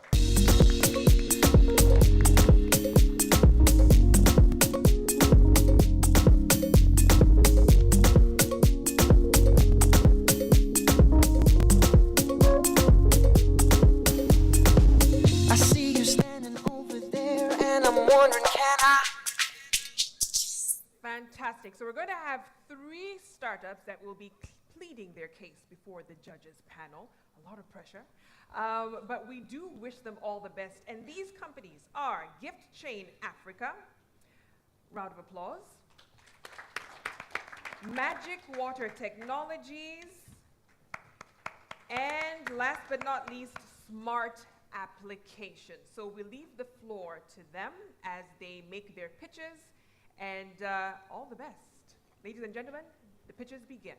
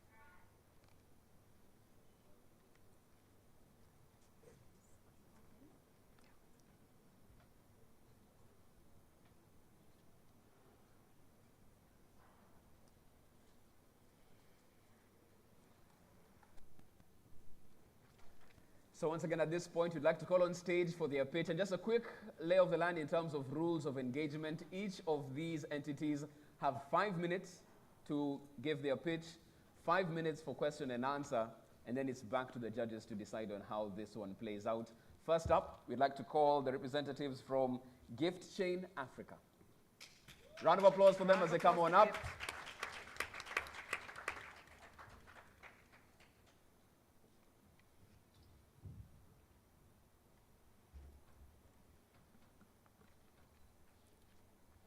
Hey, imagine you are a HR manager or a marketing manager who want to gift your staff who are spread across the country. How do you do that within minutes? Not hours, nor days. My name is Daniel, co-founder Gift Pesa, a gift management platform that aims to change how gifting is done in Africa. Now, in Africa, 95% of gifting is done manually. This is because gifting landscape is largely manual and highly fragmented. For you to gift someone, it's highly costly and time-consuming. So what have we done? Just like the way M-Pesa changed how we send and receive money, that's the same approach we have done on gifting. with just a phone number, you can send a gift to someone who is somewhere very far, anytime, anywhere in Kenya and soon in Africa. In terms of the market size, gifting in Africa is estimated to be 56 billion, and of which 33 billion is controlled by large retailers. In the next 5 years, we are targeting to convert 10% of that market into gift pesa. Our platform has some very exciting features, and that is, once you log in on our platform and you disburse the vouchers to the users, you're able to create the message to the users, like you can say, hey, you have received a voucher worth 10,000 from X company. To redeem, visit any of these merchants and dial *123#. The other thing is that when the end users receive the voucher, they can redeem it partially. That means they can redeem it in a supermarket, they can redeem it in a petrol station, they can do it in an eatery. For the last 3 years that we have been in existence, we have disbursed about 400 million vouchers from 115 corporates. This has been achieved through organic growth and referral from the companies that were the first adopters of our platform. We're also happy and excited to announce that Gift Pesa is published on the M-Pesa Super App. For you to buy a voucher, you actually go to your M-Pesa app and you're able to reward your parent who is far away. We have 200 plus redemption marketplace, running from supermarkets, running from petrol stations, eateries, where you can be able to redeem the vouchers. And how the platform works is you basically visit our website, you create an account, you top up your wallet, then you upload the list of recipient and you disburse the vouchers. The recipient will receive a voucher with an instruction on where and how to redeem the voucher. So we are a team of 4, and we have a background in tech and retail. So we have complementary skill sets that set us for a win to change how gifting is done in Africa in the next 10 years. We are looking for funding and partnerships to scale this good innovation in East Africa. That is that's Uganda, Tanzania, Ethiopia, and Rwanda, before we can scale the entire solution to the rest of Africa. Thank you.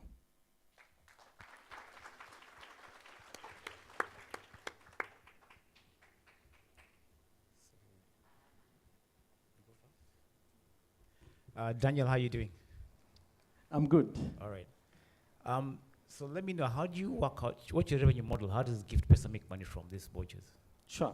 So we charge 5% convenience fee to the corporates for them to use our platform. And then is it locked to just, can I transfer this voucher to somebody else if I was actually a recipient? Sure. Actually, that's an additional revenue. When you have been gifted a voucher, you can send it to someone, and we charge a banded tariff. All right, thanks.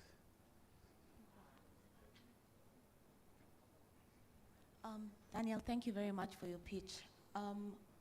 What's the long-term strategy? You've talked about 10 years, especially expanding into Africa. What's the long-term strategy, especially given that there are various bigger players in the region? What would make me want to go for a gift pesa instead of maybe just send me the bundles or send me an M-Pesa message and I'll go wherever I want? Sure, very good. So when someone sends you a voucher using Gift Pesa, he's able to control where you can spend a voucher.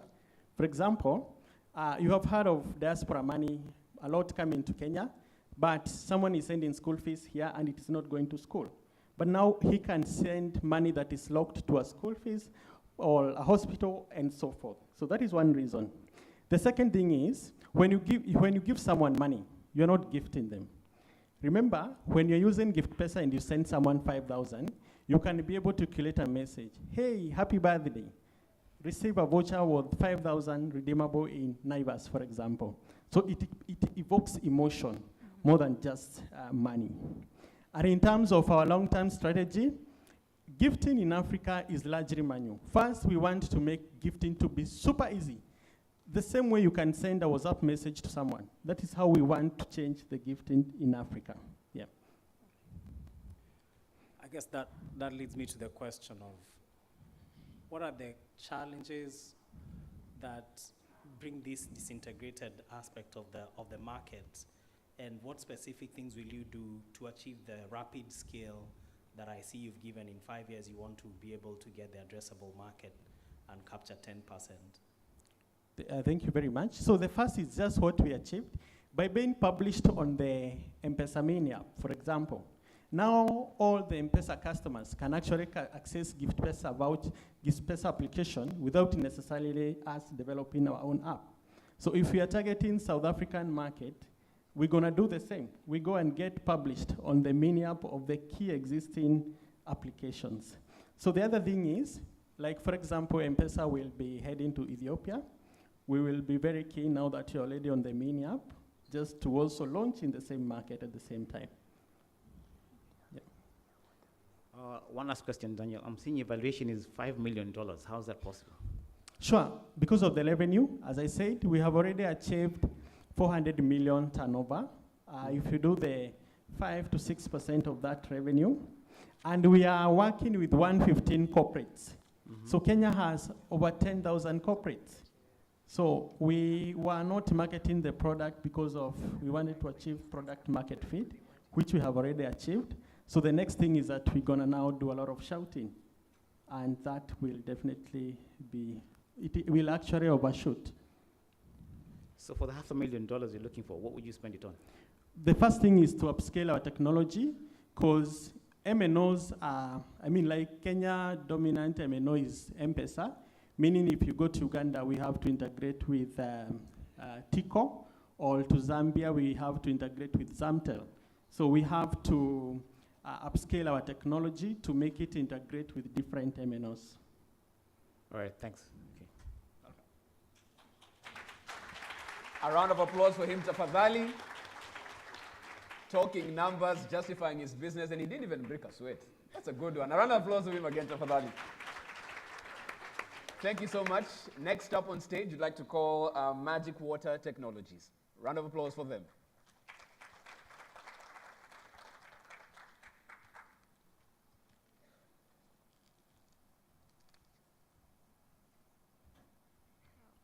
Good afternoon, ladies and gentlemen.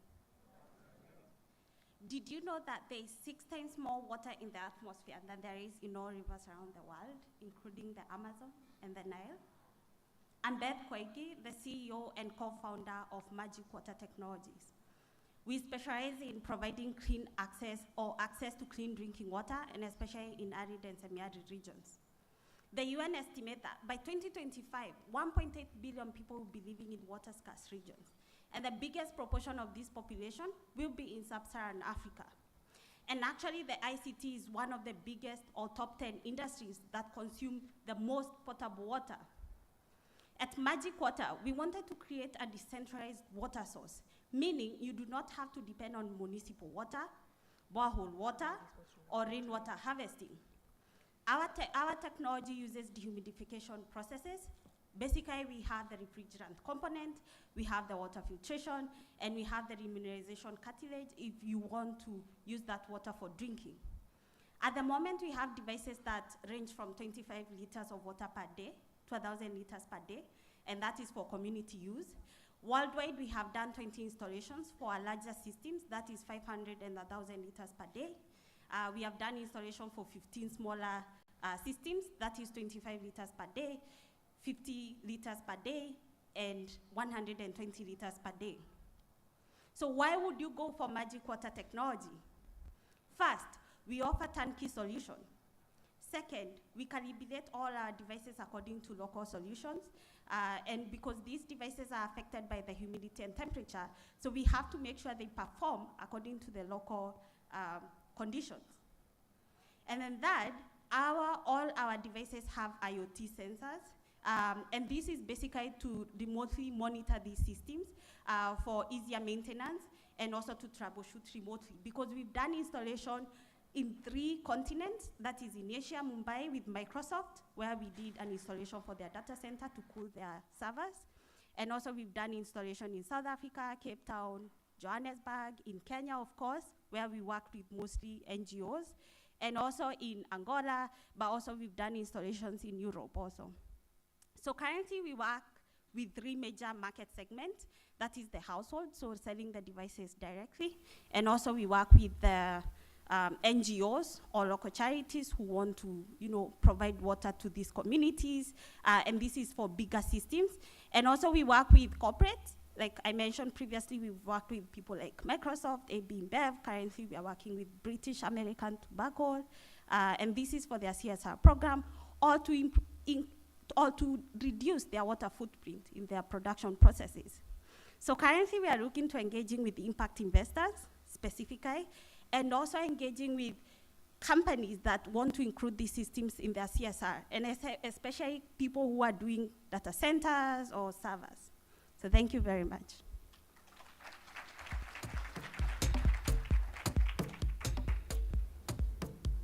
Okay, thank you very much. And it's a great initiative, to be honest.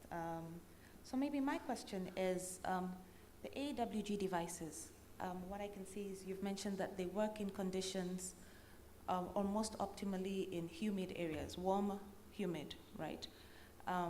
So what is the plan for other regions? Let's say, I don't think Nairobi is warm and humid, it's hot and dry, but do you intend, let's say, to set up in Mombasa and deliver to the dry, arid regions? So specifically, actually, we work in arid and semi-arid regions. So where we've done installations is places like Turkana, Mandera. Actually, we don't, this is the first time we are doing an installation in Nairobi.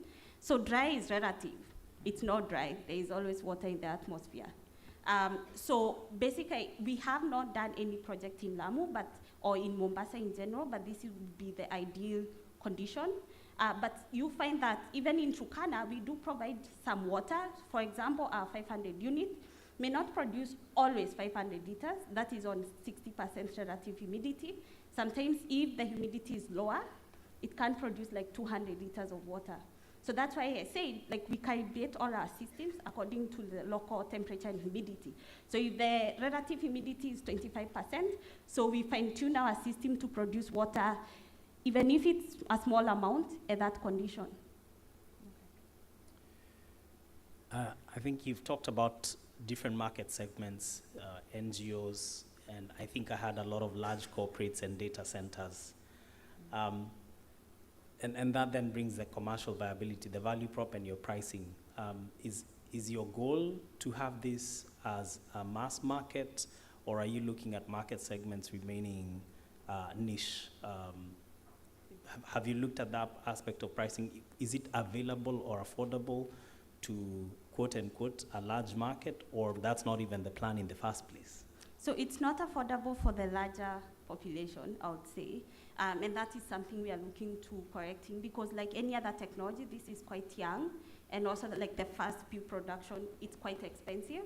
And actually what we are targeting for a scaling model is targeting micro-entrepreneurs in arid and semi-arid regions. So you see in Nairobi, we have a lot of water kiosks. Most people are doing water kiosks because they have a water source. If you go to places like Turkana, Mandera, people are not doing such kind of businesses because there is no affordable water source. So we are looking to how can we finance these micro-entrepreneurs to own water kiosks and run them. Beth, so what's the cost of producing 1 liter of water? So the cost of producing 1 liter of water is around 10 shillings for this system. And all our systems mostly are solar powered. So if I was to invest in one that can produce 50 liters per day, how much would it cost me? The 50 liter device, so we have different capacities. So the 50 liter device, so our smallest is 90,000 Kenya shillings. The 50 is around 160,000 Kenya shillings. So are they assembled here or are they imported? Semi-assembled. Describe semi. What is semi? Just boxed? So they come semi-assembled, like the frame and the major component. We just add on a few components. So nothing is developed from here locally, per se, to build that contraption? I would say 30% is developed locally. Because what we've done, we've contracted a technology company in India just to build the frame, like the frame itself, and also the refrigerant component. And then when you come to Kenya, we add the fans, the filters, the mineralization, and all those. And all right, thanks. Yes. Thanks. Fantastic. Round of applause for Beth from Magic Water Technologies, solving the water scarcity problem in Kenya and beyond. Thank you. Ladies and gentlemen, put your hands together for CSC Store as they come up to make their pitch.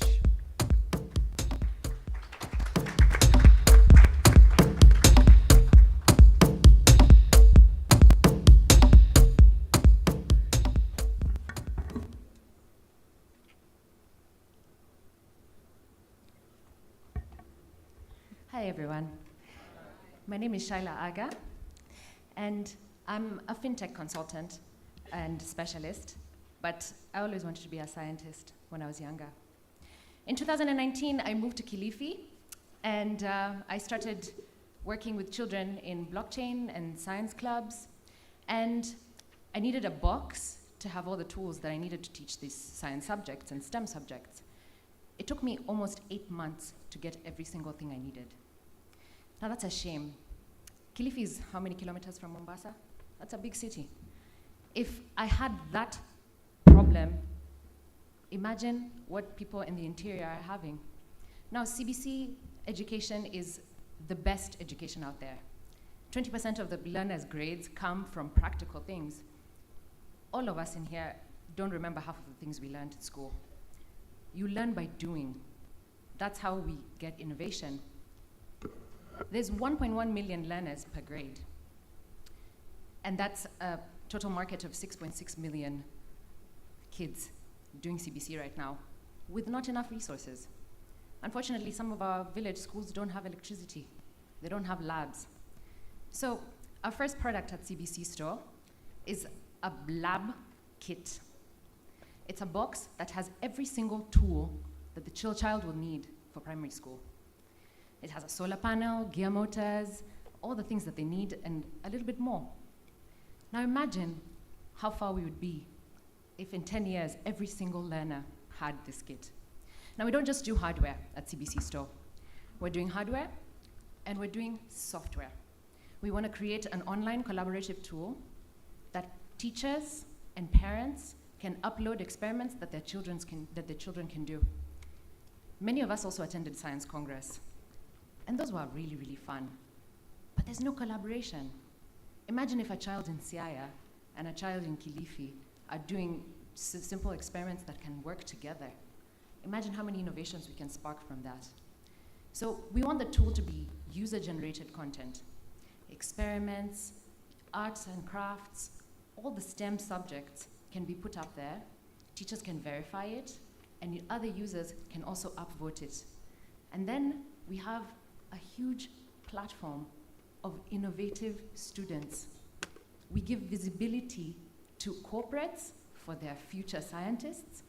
We give options for grants and scholarships. And we just have visibility, even as policymakers, to understand what is it that we need to focus more on.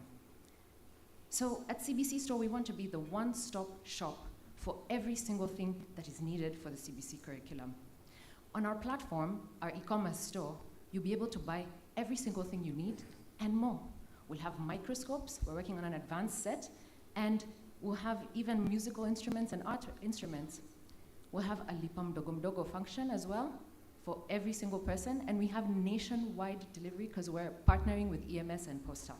So all the parent has to do is keep paying for their product, put their nearest post office, and it will get delivered to the post office. You get an SMS, your product has arrived.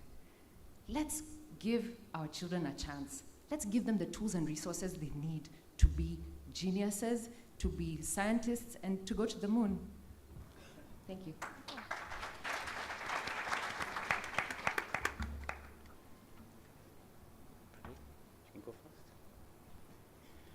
Okay, thank you so much, Shanna. I think mine is a very obvious question. How much does it cost? So this set only costs 3,500 shillings, including shipping. Shipping to anywhere in Kenya? Yes. How is that done?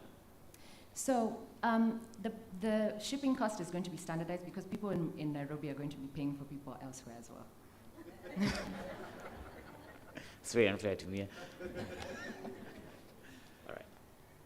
So what's the actual cost of producing one kit? 1,200, but we're planning on bringing it down with economies of scale. Remember, CBC is not just being implemented in Kenya, it's being implemented in at least 13 other countries as well in Africa, and you know everybody's going to follow suit as well. So that, what percentage is the shipping bit of it?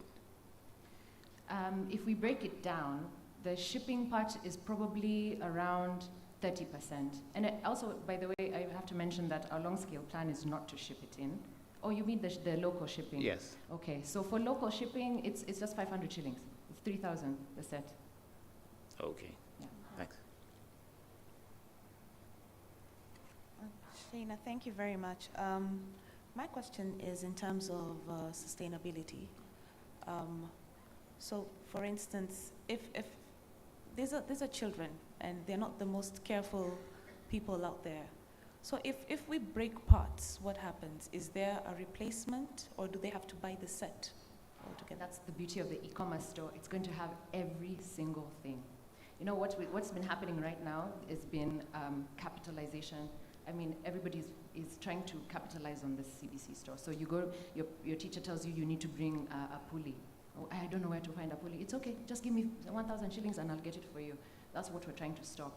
So we're going to have every single thing that they need there, and it will be standardized. So wherever you are in the country, you have the same equal access and opportunity.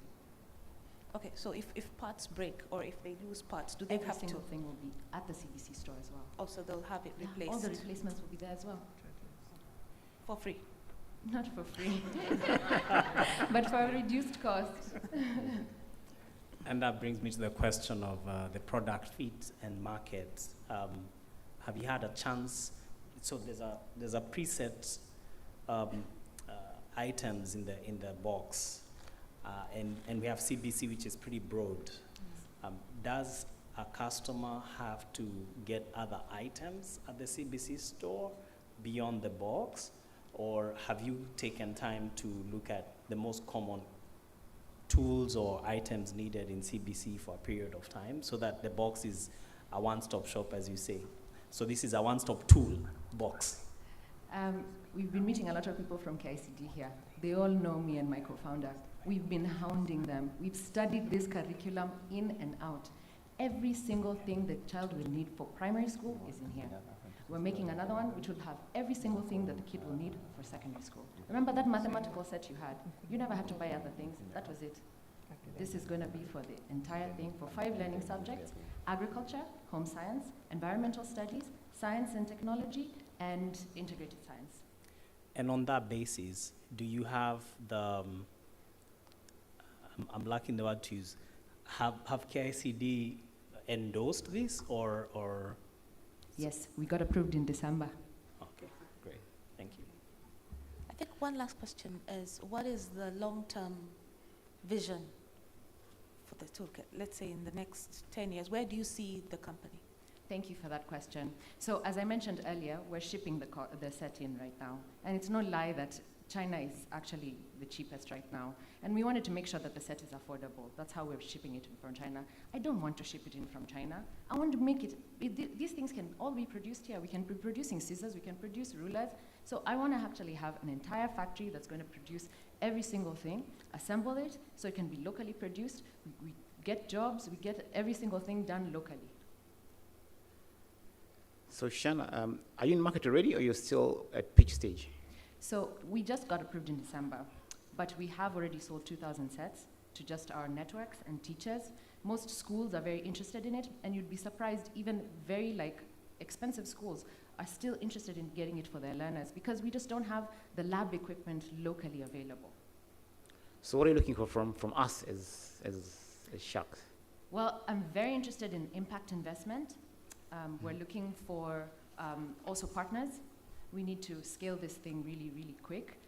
Also, for our online platform, we would really love to have at least some sort of grant aspect involved there. So gifts to brilliant students.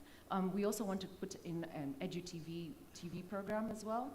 So any type of impact investment and partnerships in distribution and bringing it in, yeah.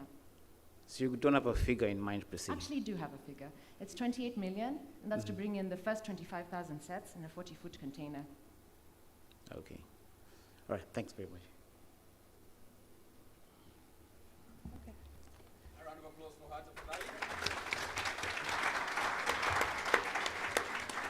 Clearly spelling out her vision for where she sees this going forward. And what we'll do at this particular point, we'll ask the judges to take a seat, deliberate on what you've heard in terms of vision and valuations, and then we shall invite on stage Mukunya Mugo from Oracle as you deliberate on that particular issue and decide who's going to be the one walking away the winner this particular afternoon. As they sit down, was Mike supposed to have the set, CSC stores? Or is he stealing something? Is he stealing your goods? Just, you need to have that clear. Sample. Thank you so much. Thank you. Good afternoon, everyone. My name is Mukunya Mugo. All protocols observed. Thank you very much for hosting us. That was an exciting session. I have learned a lot, especially on the new and innovative things. And I think my proud moment was 2 of the 3 people who stepped here were ladies. What do you think of that? So I'm sure most of you, when you looked at your program, you're wondering, what is this innovation and what's going to happen in this innovation space? I have the pleasure of introducing a gentleman I've worked with, and we were in Safaricom in the early days, when it was still a young company and people were still trying to figure out between the yellow and, the green and the red SIM card. He's a communication technology expert in the National Communications Secretariat, which is a policy advisory organ to the Ministry of ICT, Innovation and Youth Affairs. Engineer Vincent Adul, HSC.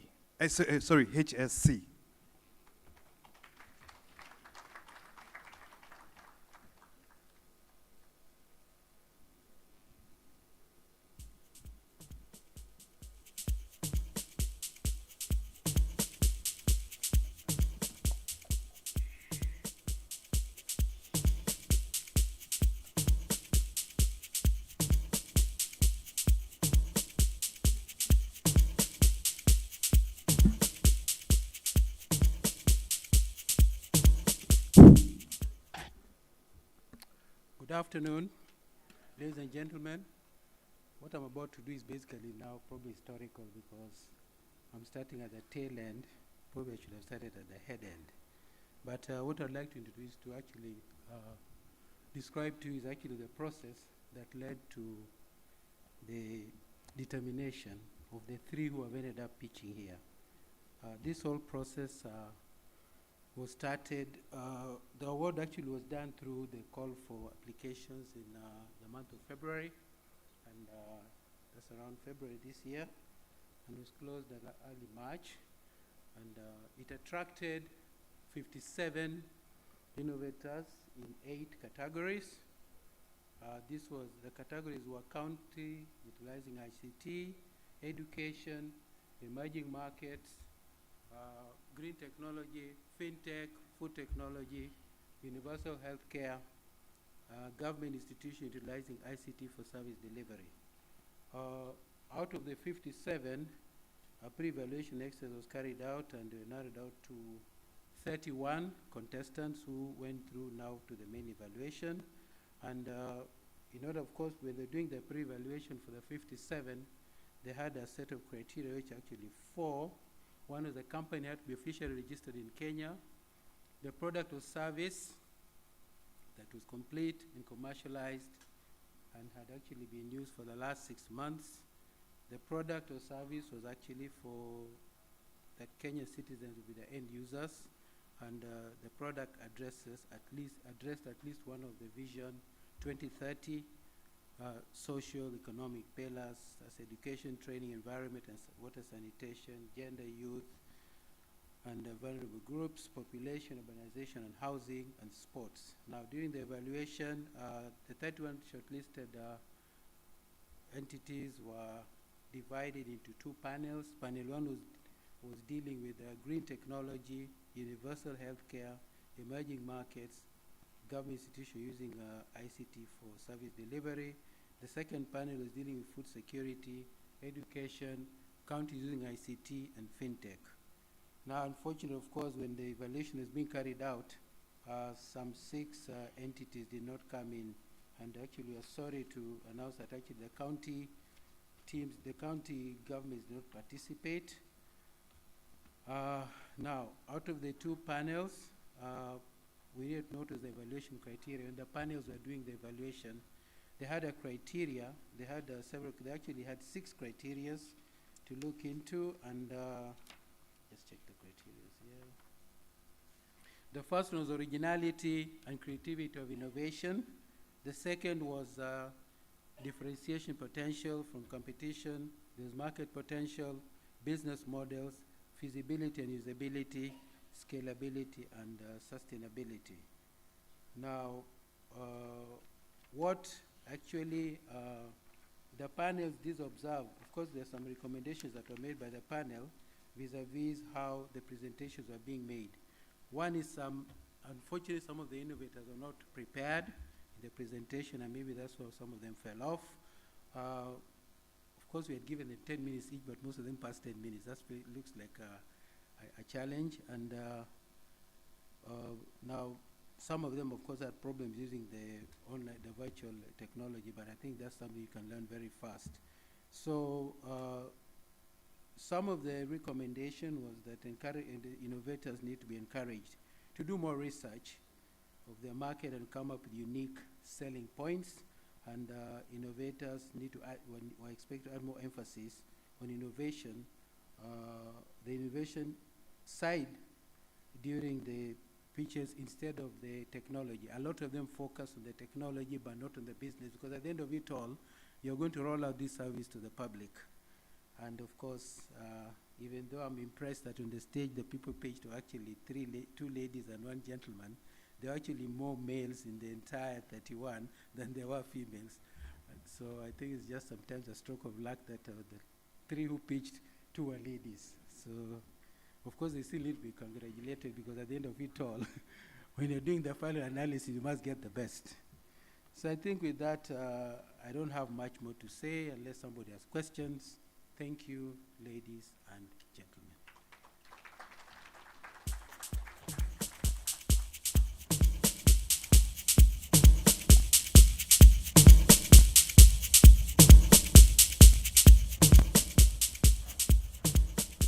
Wow, that was a lot. That was a nice journey, and thank you very much, engineer, for taking us through that. Connected? Fire.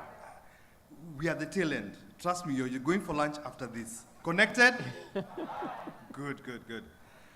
So, for you to find out who actually won, we're going to announce during the gala dinner. So please join us for the gala dinner to find out the winner.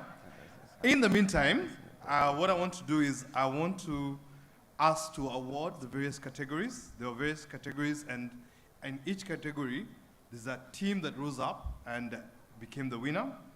So we'll start off with the education category, and that is the basic CBC kit. I'd like to invite ICT Authority board member, Dr.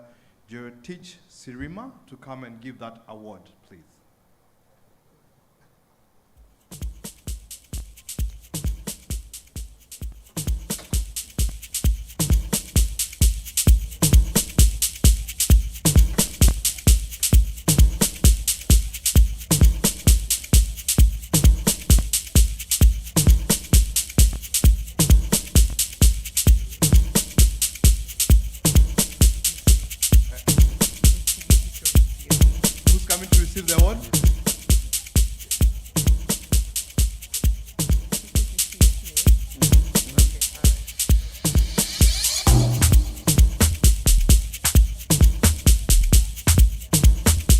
A round of applause, please.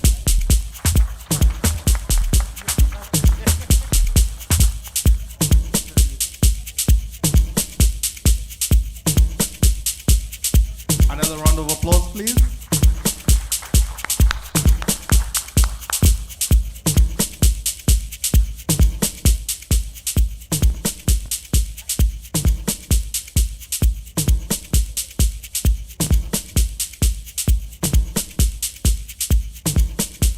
The next category we had was a fintech category. This goes to Gift Pesa. And I'd like to ask ICT board member, Bwana John Njogu, to come and give out this award, please.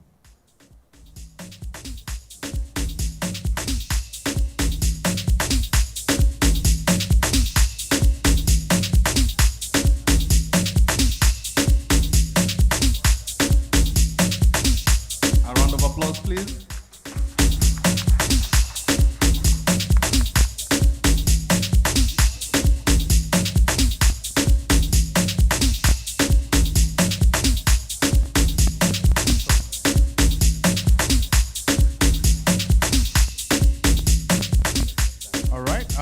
Next award category was food security. For this, it goes to Kuza Friza. And for this, I'd like to ask the ICT Authority Acting CEO, Dr. Kiprono Rono, to come and give out the award, please.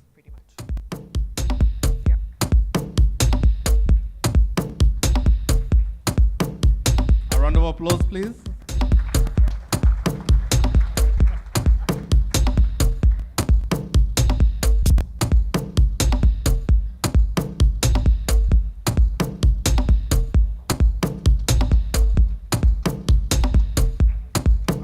Next category was government institution utilizing ICT for service delivery.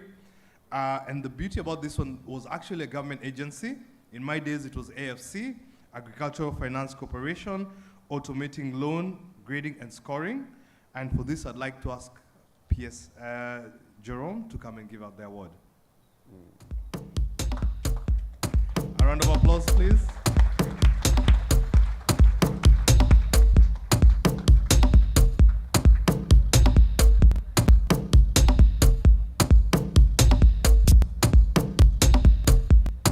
Round of award, please. Applause, applause.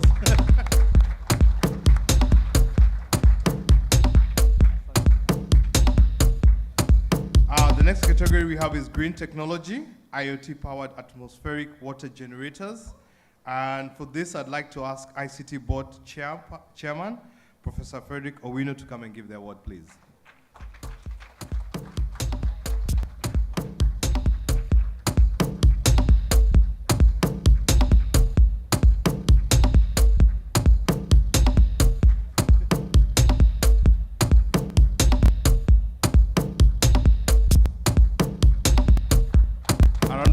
Please.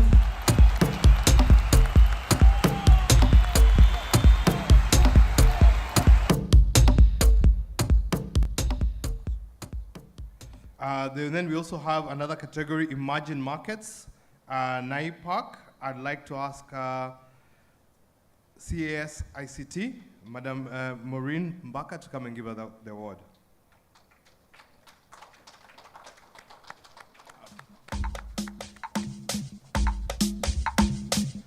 A round of applause, please.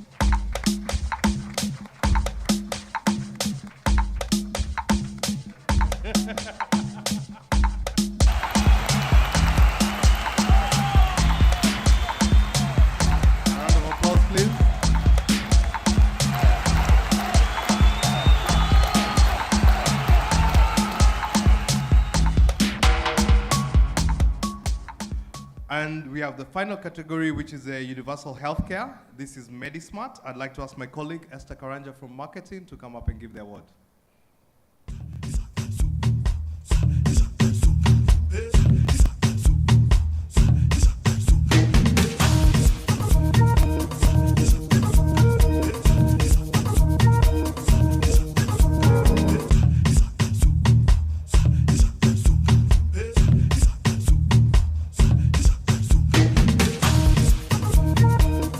Applause, please.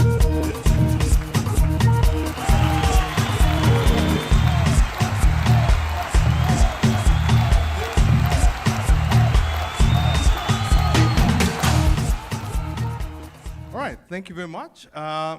So just a few more announcements, then we can be able to break. I'll hand over back to the MCs. So kindly liaise with Kevin Atibu, who's the head of innovation and incubation within ICTA, to learn more about innovation and how you can be able to partner with ICTA and create and innovate and enhance our innovators in this space. So he's available. Kevin, where are you? If you could just stand up and wave. That's Bona Kevin Atibu. So you can liaise with him and just learn how you can be able to plug in into this innovation and incubation space. Early on, there was an issue of gender representation. Out of the 12 people who came to Connected Kenya Summit from Oracle, 8 of them were women, and I'd like them to stand. Winnie Jumba, who was here as a judge. Hanifa, who also spoke and responded to the contracts issue and how we can localize our contracts. Mudhoni from our compliance team. Janet from marketing. Esther from marketing, who was here to give her the award. Dorothy at the booth. Tracy, Caroline. So that's how we were represented for Connected. Back to them, please. Thank you. One more round of applause for Mukunya Mugo, Oracle. That could be a very strong side hustle, Mukunya.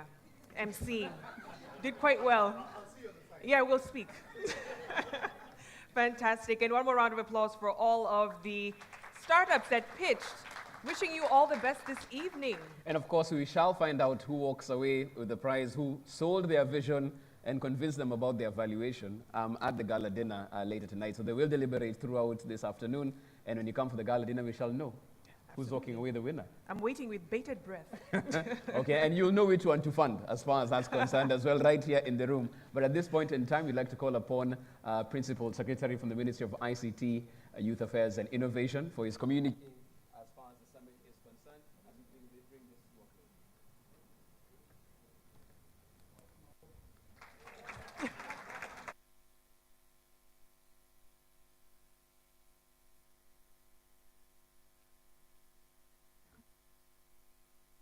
I think it is really worthwhile.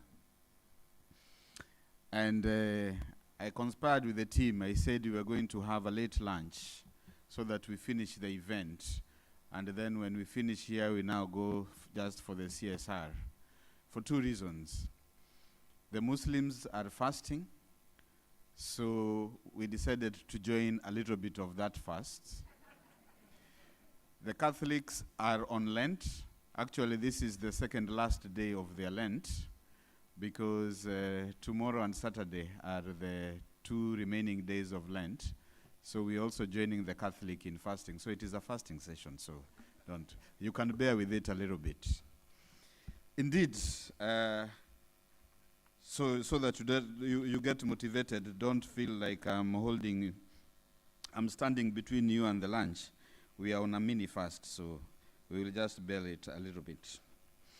Let me do the official communique by first of all appreciating the Honorable Joe Musheru, Cabinet Secretary, Minister of ICT in absentia, the Honorable Godfrey Baluku Kabianga, Minister for ICT and National Guidance, Uganda, our Chief Administrative Secretary, Maureen Mbaka, Minister of ICT Innovation, my colleagues Esther Koimet and Julius Korir in absentia, all protocols observed, Chairman of the Board, distinguished guests, ladies and gentlemen, good afternoon.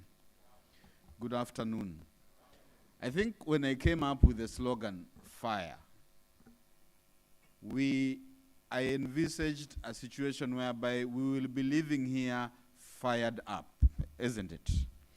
We all want to go and begin implementing all these great ideas, engaging all these great networks that we have since established, and actually begin to implement the action plan that we have already launched today. So that is really the fire. So when we say connected fire, sio ile ingine ya siasa, hii ni ya connected.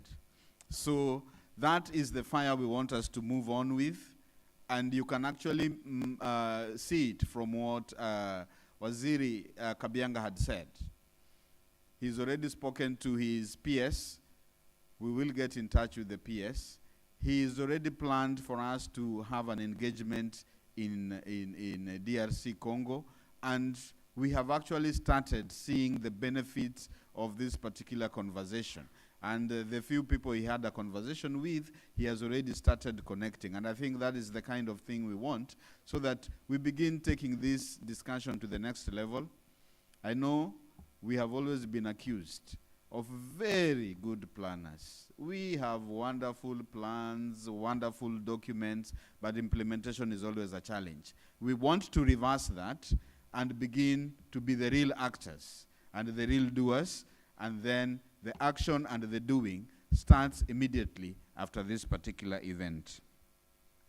I am indeed honored and delighted to deliver the closing remarks on this last day of the Connected Summit 2022 that was themed Accelerating Digital Transformation. I'm also pleased that the summit was well attended by various stakeholders ranging from government officials, policy makers, captain of industry, ICT practitioners and experts, some of whom are really very young. And we have actually seen a spectrum of age, from the youngest to, I don't think there's anybody who is beating the chairman here in age. And the chairman has committed all that energy and time to be with us sitting. Indeed, that is very, very commendable. I want to sincerely thank in absentia our chief guest, Honorable Joe Musheru, the Cabinet Secretary for ICT Innovation and Youth Affairs, who also ably participated in this forum. Honorable Musheru also brought his colleagues from Uganda, Honorable Godfrey Baluku Kabyanga, the State Minister for ICT and National Guidance, who also really, indeed, participated. Indeed, it has been a great time listening to the wisdom from the State Minister, Honorable Kabyanga. I also want to note that the Cabinet Secretary, Honorable Joe Musheru, also launched the National Digital Master Plan 2022 to 2032, which provides the roadmap for the structured delivery of ICT in Kenya. The master plan is the Connected Summit 2022 baby, and it is our mutual responsibility to nurture the uptake of the proposed flagship project. Indeed, this has already started, as our conversation this week revolved around the master plan, and we can clearly see actions being taken. I also encourage you to visit the ICT Authority website to access the document, that is www.icta.go.ke, to access the document and internalize the intention of government for the ICT sector in the next 10 years. The master plan is anchored on 4 pillars, namely digital infrastructure, digital services and data management, digital skills and innovation, entrepreneurship, and also digital business. We are also honored by the presence of the Cabinet Secretary for Labor, Honorable Simon Chelgui, who gave us important insights on the future of work that is now indeed ICT-driven. I also want to appreciate our Chief Administrative Secretary, Madam Maureen Mbaka, in the Ministry of ICT, who has also been part and parcel of our entire session, starting from Sunday, whereby she actually sat in the Women in Tech Forum that she led. I also want to appreciate the chairman of the board, who has also been with us through the whole session, Professor Frederick Owino, for putting up a memorable event.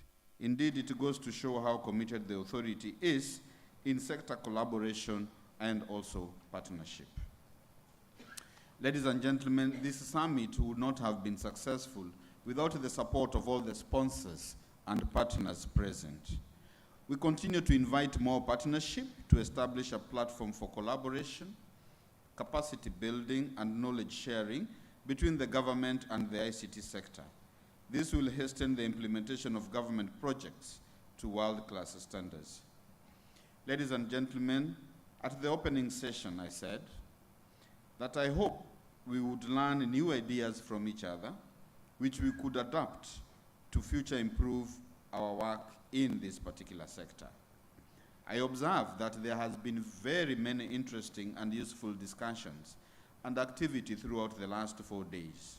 The activity included the Women in Tech Forum that was ably led by the Chief Administrative Secretary, Honorable Maureen Mbaka, the county forum that was attended by 27 counties, the keynote address, presentations, and panel discussions in 4 breakout sessions, and also the fireside chats that built on the highlights of each day.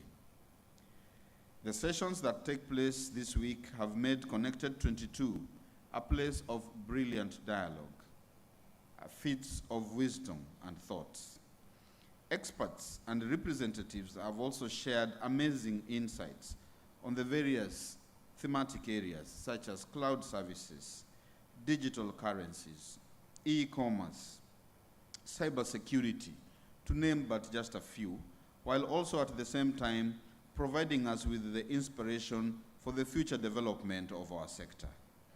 It is my belief that these insights have landed on enthusiastic delegates who will use them to transform and accelerate our digital transformation agenda.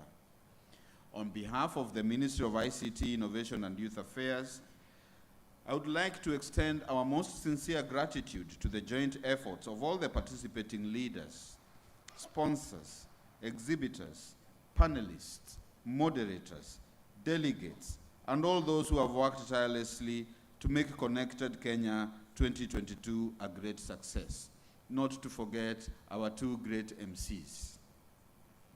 As the summit ends, I believe we all have the same feeling that this is just the beginning of even greater engagements amongst sector players, and I hope that we have all come out of this better equipped to meet the challenges within the sector and have also been inspired to turn out dreams and ambitions to reality. It is my vision that the Connected Summit will adapt a permanent stature and become a vibrant showcase, not only for Kenya, but also become an African spectacle with lasting impact beyond our borders. And that is based also on the conversation we are having with the Minister, State Minister, Kabianga. He really wants to make sure that this becomes a regional event. And I think with the support that he has promised to give, we're going to take it up and ensure that we go beyond our borders. Like we said, moving into the East African region, we must all work together. Interconnectedness, interoperability is key, and that is the journey that Connected 2022 will actually help us start. I firmly believe that the closing of the Connected Summit 2022 is not an end, but a new starting point that we can build upon and forge ahead into the future. I urge all of us to participate again in 2023 Connected Summit, which will have participation from the entire East African region. It will definitely be bigger and better. We will showcase African capabilities, build better cooperation among industry players, and also open new markets and spur social economic development in the region. These ambitions are strongly echoed in Africa Agenda 2063 and African Continental Free Trade Area Strategic Framework, which aims to accelerate intra-African trade and boost African trading position in the global market by strengthening Africa's common voice and policy space in the global trade negotiation. Furthermore, ladies and gentlemen, future Connected Summits should aim to deliver next frontier innovations. And we've actually seen quite a number of innovations, especially now those ones that were showcased here. If we had 72 or more cases, then we are in a good space, and we thank our young people for being that creative. We also look forward to specific goals for inclusive and sustainable development, and also a manifestation of our Pan-African drive for unity, progress, and collective prosperity pursued under the African Renaissance. Ladies and gentlemen, I hope that Connected 2022 has left an indelible impression on all of us. I hope that all participants and organizations represented here can enhance broader collaboration and also strengthen cooperation in order to improve the growth and sustainability of the sector whose potential is unraveled. As I conclude, I wish to reiterate my sincere gratitude to all the sponsors, delegates without whose participation this summit would not have been a success. I also invite each one of us to join the ICT Authority in the corporate social responsibility activity that will be taking place at Diani Stadium as we thank our great host, Kwale County. With those few remarks, ladies and gentlemen, I want to thank you and wish you all a happy Easter holiday. I want to also say that we wish to see you in Connected Summit 2023, God willing, for the Christian community, inshallah for the Muslim. I don't know what the atheists say. Thank you very much.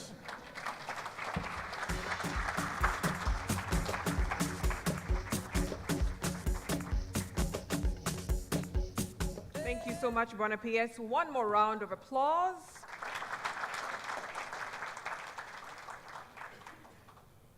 Fantastic. So we are getting to the end of the program, and we know we are standing in between you and lunch. We have a few announcements, though, because there are a few activities that we have in the afternoon. So do you want to do the lunch announcement first or the activities? Let me start with the good news. Okay, everyone wants to know about lunch. I have the bad news. Okay. So as far as lunch is Go ahead. concerned, it will be had at the Diani Gardens immediately after this as we close. So that's where you'll be heading for that. You'll get your tickets on that side and your vouchers for lunch immediately after Vicky is done. Yes, so over to the bad news now. Thanks so much. You're welcome. The Most bearer welcome. of the bad news. No, this is actually good news for the community. So there will be a CSR activity at the showgrounds at 3:30, so just after lunch. And this is an opportunity for us all to give back to the community here. 200 families are going to benefit from the donations that we give. So if you have some time in between your cocktail and lunch, kindly make your way to the showground. Between 3:30 and 5 p.m. is when that will be happening. After that, there will be dinner at 6:30 p.m. at the Diani restaurant. That's the gala dinner and the public and private sector transformative awards session as well. So make time for that. Dress up. Yes, it is. Let's finish with a bang. Why not? That's exactly what we'll do. That fire goes on until the end. One more thing, though. For those innovators who came on stage and made their pitches, KTN is here, and Brian George will be having them on the Innovators Show. So all of them will be interviewed and will be on the show as well. So they're all coming out winners, at least at this particular juncture, and you'll find out who the eventual winner is at the gala dinner. Thank you so much. Been an absolute honor and pleasure being your host for the last couple of days. Have a lovely Thursday and weekend as well. Okay, bye-bye. Happy Easter.